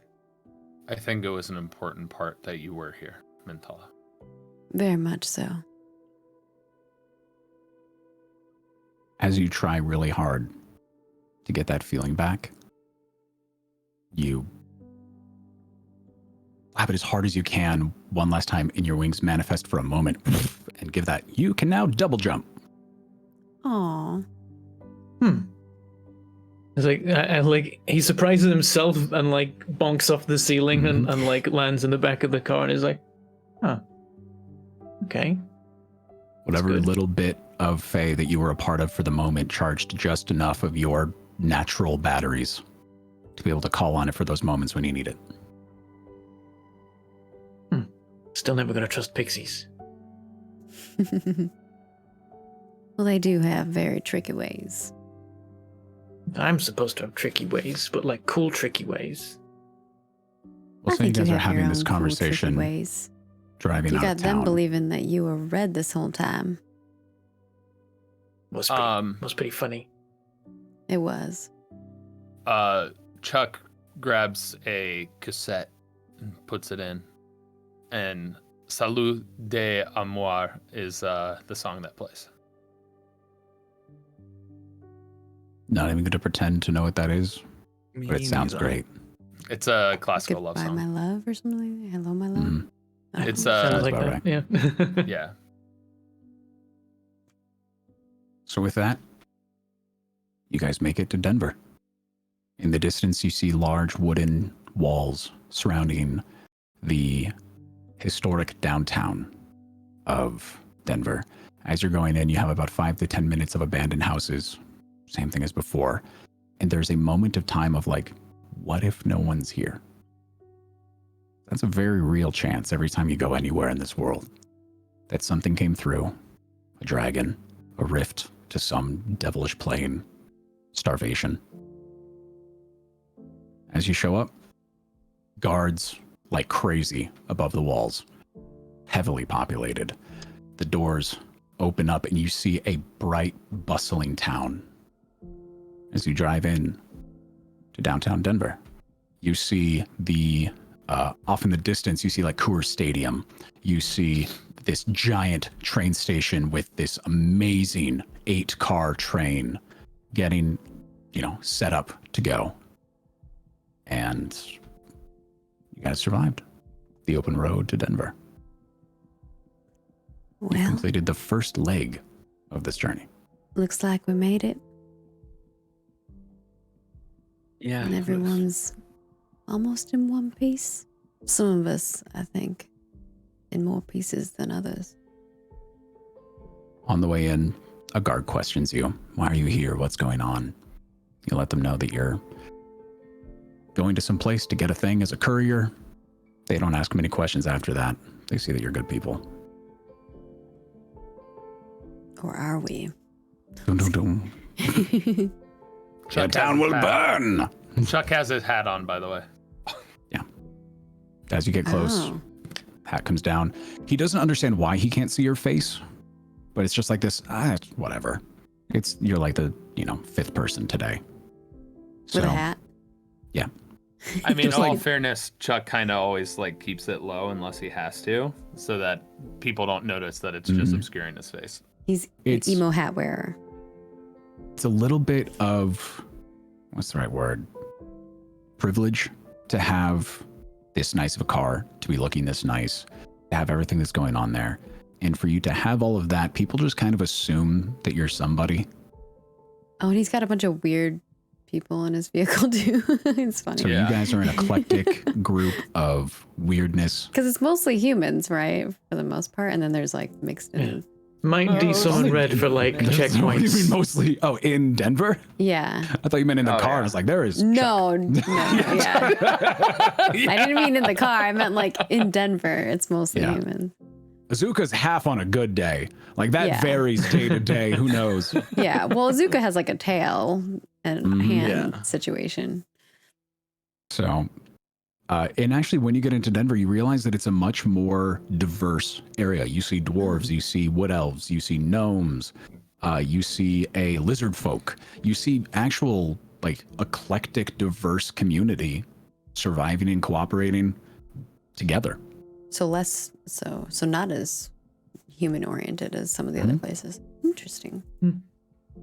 So you would gather that Denver fell when everything happened and has since been rebuilt after the new races and the old races had their wars. Together as a community, they rebuilt everything. And as that happens, you're driving in, Kyoko, you actually see this saloon, this bar that you actually remember from your vision. It was a flash of it, but you remember as you see inside in the windows, you see that elven lady walk up this drow onto the mic and start singing as you guys go in and park. I think she says in her own head, I suppose you weren't the one singing. Fate is tricky. It is. Everything else was literal. Gotcha. Damn it. Keeping me on my toes. I got to every now and then. So, what do you guys do first in Denver? Just arrived with your car, got everything set up. You know where the train station is because it's very present right when you get in. Are we leaving the car to go on the train, or is there like a way that the car can like be loaded? Chuck will find a way. Yeah, Can that's something. we think on what we want to do next before we get on the train? 'Cause we Oh gotta- yeah, the train doesn't leave on your guys' schedule. Like there's a whole thing for it. Yeah. If you want to go and check in on the train, you talk to one of the guys there. And he's like, oh, well, we're going to be leaving tomorrow. So if you got time, you could spend some, maybe get a hotel. He points at a couple of high-rise structures. There's a bar right over there if you want to spend some time. Oh, there's good shopping in the downtown. You want to head that way. This older man with like a handlebar mustache and like a monocle and a little conductor's outfit. Well, it appears that we're going to have ourselves a little bit of fun then. We'll get 5 tickets. So, you guys would have known that Kate has already paid for everything, Oh. and they are waiting for him specifically. Mm. So, if you wanted to do with that, it's like, oh, do you have a reservation for the train? It's not quite a ticket process. Right. And, It's under the name of Kate Halbin. Oh, okay. He goes and pulls up a record. Like, Mr. Cade, I was expecting one person in a car. I am Seems to be. one person in a car. And then there's also 3.8 persons. Okay, well, I'm not sure what Red classifies as. I can de-summon him for the trip if you would like. no, it's fine. I'm going to go and see what's going on. We know that you're here for Cade. I'll go check with my superiors, and we will. How about we convene back in the morning? sounds Right. good to me. So, as you guys turn from the train station, start walking towards the downtown of Denver. You guys If walk it's a off into the problem, we can distance. definitely pay for extra tickets. I think we'll be fine. And on I Think We'll Be Fine, the camera fades up, back up into the sky, into the clouds. You guys made it to Denver. We and made thank you it. for being here today. We're alive. All right. With that, we're going to be wrapping up today's episode. We hope that you enjoyed it just as much as we did. I definitely enjoyed it. of course, we would like to thank our sponsor, Roll20. Thank you so much for supporting us. And if you want to go check out Roll20, there's a lovely link right below our Twitch channel, if you're watching this on YouTube, in there as well. And you can click on that and check it out. That's how we do all our dice rolling, our character sheets. If you've checked out some of our past campaigns, you've probably seen some card stuff and maps and all kinds of goodness. So definitely check it out if you're looking for a place to play tabletop virtually with your friends. And we also would like you to check out our merchandise. You can head on over to designbyhumans.com/shop/roll4it to get yourself some merchandise. And there might be some Veiltorn stuff coming soon too. And of course, reminder, daylight savings time is weird, so there's going to be some shenanigans. If your clocks have not changed, or if you're US and Canada, basically, we're going to be an hour later, and then we should be back to normal on the 30th. Yeah, everything next week should be the same as it was this week. Yeah. And we'll of course let you guys know via social and stuff when we're going live. We'll give you an hour heads up this time. And of course, thank you, Jackson Decay, so much for supporting today's episode. I hope that it was a good one for you. You got some tears from us. And if you would like to become a supporter just like Jackson, you can head on over to our Patreon and support at Legend tier or above. And that will get you access not only to supporting an episode, but a private GM'd game. And Kai is currently GMing those right now. And some of them may affect the game that we're playing here, the world that we're in, which is really exciting. We also have roll-in sheets up and items out on Patreon, and we'll have Veiltorn character sheets up for these lovely characters after our character, our level up. And we will also be doing a live monthly recap on Tuesday, March 28th at 4:30 p.m. UK, 8:30 a.m. Pacific time. If you are a hero tier above, definitely come check it out and hang out with me and Bentham. We'll be doing our February recap with you guys.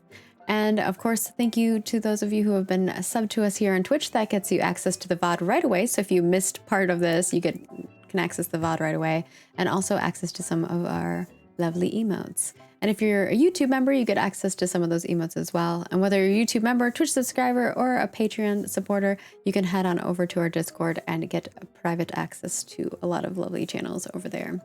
And we understand that not everyone can support us monetarily. So, just being here, watching us live, clips, lots of clips. I saw a lot of clips being made. I'm excited to check those out. And of course, watching us on YouTube, subscribing, liking, commenting, heading on over to our Twitter and following us, as well as Facebook, liking, sharing, retweeting, and commenting. And that's the way that you can get the algorithm to flow to find more Roll Forward stories. And with that, I'm going to let these amazing people tell you where you can find them at, because not only are they awesome RPers here on Roll For It, they also do a lot of other cool things on the internets and maybe in IRL and stuff. So we will go the other way this time, starting with Apocalypto12, aka Tyler. Where can people find you at when you are not finding your long lost love? Oh, I wish I was doing that in real life. You can find me on Twitter and socials as Apocalypse_12. But primarily you can find me on my podcast called Go My Favorite Sports Team. Again, it is a sports podcast, but it's based around comedy and education and so much more. And you just got an awesome sponsor now, right? Yeah, we billboards are now. We were on a billboard. Actually two, one in New York and one in LA. And then we are partnered with Spotify, who just launched video. So when we get video going after Mark gets back from doing his movie and stuff, we will have video available for you to watch on the Spotify app, exclusive to Spotify. That's awesome. And I just see that Tails on Tab, you're just coming in at the end here, but thank you for the raid. We really, really appreciate it. And of course, when we're moving on, we have Mentala Landless, played by Bentham Plays. Where can people find you at when you are not losing your flight ability? Such a dizzying high and then such a tragic fall with a little bounce at the end. You can find me now, though. You can find me streaming on a channel that is for some reason called Mangled Pork, and there I have been actually doing stuff. I'm getting back on the streaming horse again. So we did some plate up on Sunday finally freed Rick from the save that he's been locked in with, just in time for them to update it, so you can now have saves, like multiple saves that you can just keep as a legitimate thing. Oops. And then also on Tuesday we did Barotrauma 1.0 because that just released. So we started a new campaign in that. I of course designed a new submarine because I always do that. This one's called the Leviathan and is even more ridiculous than the last one. And we're hopefully going to be doing some more of that probably on Sundays. So that's what I'm up to. Awesome. And next we've got Drek playing our wonderful Azuko. Where can people find you at when you are not feeling, I think, really out of your element in this weird new Fae space and now in a new big town? Yeah. That's not my whole thing. You can find me on Twitter at Draconics. That's DRAKONIQUES. I kind of stream all over the place, so that's the best place to find out what I'm doing at any given moment. The only thing I will shout out is on Friday, I believe 9 p.m. Eastern, over on Stella Luna's channel. That's STELLALUNA on Twitch at 9 p.m. Eastern. We're going to be playing All the Witches, which is I saw that. It's a new Kickstarter, right? Yeah, the that Kickstarter cast looks sick. I'm very excited. It's going to be a lot of fun. We're all playing witches. It's going to be in like witch college, and I'm very excited because it's going to be wild. It's going to be a ton of fun. And Noir's on there too. He's part of our Roll For It family. Noir you have to give and him I some are love good from friends. the Roll For It folks. Yeah. Noir and I are probably going to be playing like rivals in the game because that's what we tend to gravitate towards. Love it. But it's going to be a lot of fun. Also, All the Witches actually hit Kickstarter today, so if you want to back I was it, his please check it rival, out. but his sister rival. Oh, hell yeah. Noir just seems to attract rivals. Noir just that kind of person, apparently. Well, I don't know. Tyler was his lover, so I don't know. Not all hating. No hate. No, I don't know. But yeah, that's pretty much all the things I will shout out now. But follow me on Twitter for everything else. I have a bunch of stuff. You always going have on. like a lot of stuff going on, which is really cool. Thank you for Every time I see making your time. Twitter posts, it's just, hey, I'm doing this thing. Hey, I'm doing this thing. Hey, I'm doing this thing. Like, how many simultaneous projects do you have going right now? This is why I was surprised we got to get a little drag time. So thank you for taking time to join us. And of course, last but not least, we have Kai, who is our wonderful DM what are you up to when you're not making us crying? You can find me on all the big T's of social media, TikTok, Twitch, and Twitter. On Twitch is probably where I'm most prevalent. I try to stream every day that I can. Today, I'll actually be streaming some Sons of the Forest with a friend of mine. And come and stop by, have some fun. Awesome.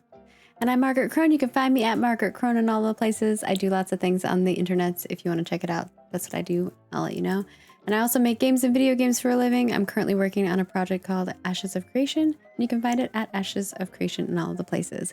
And with that, we are going to go record an after show, which I'm sure is going to be a doozy.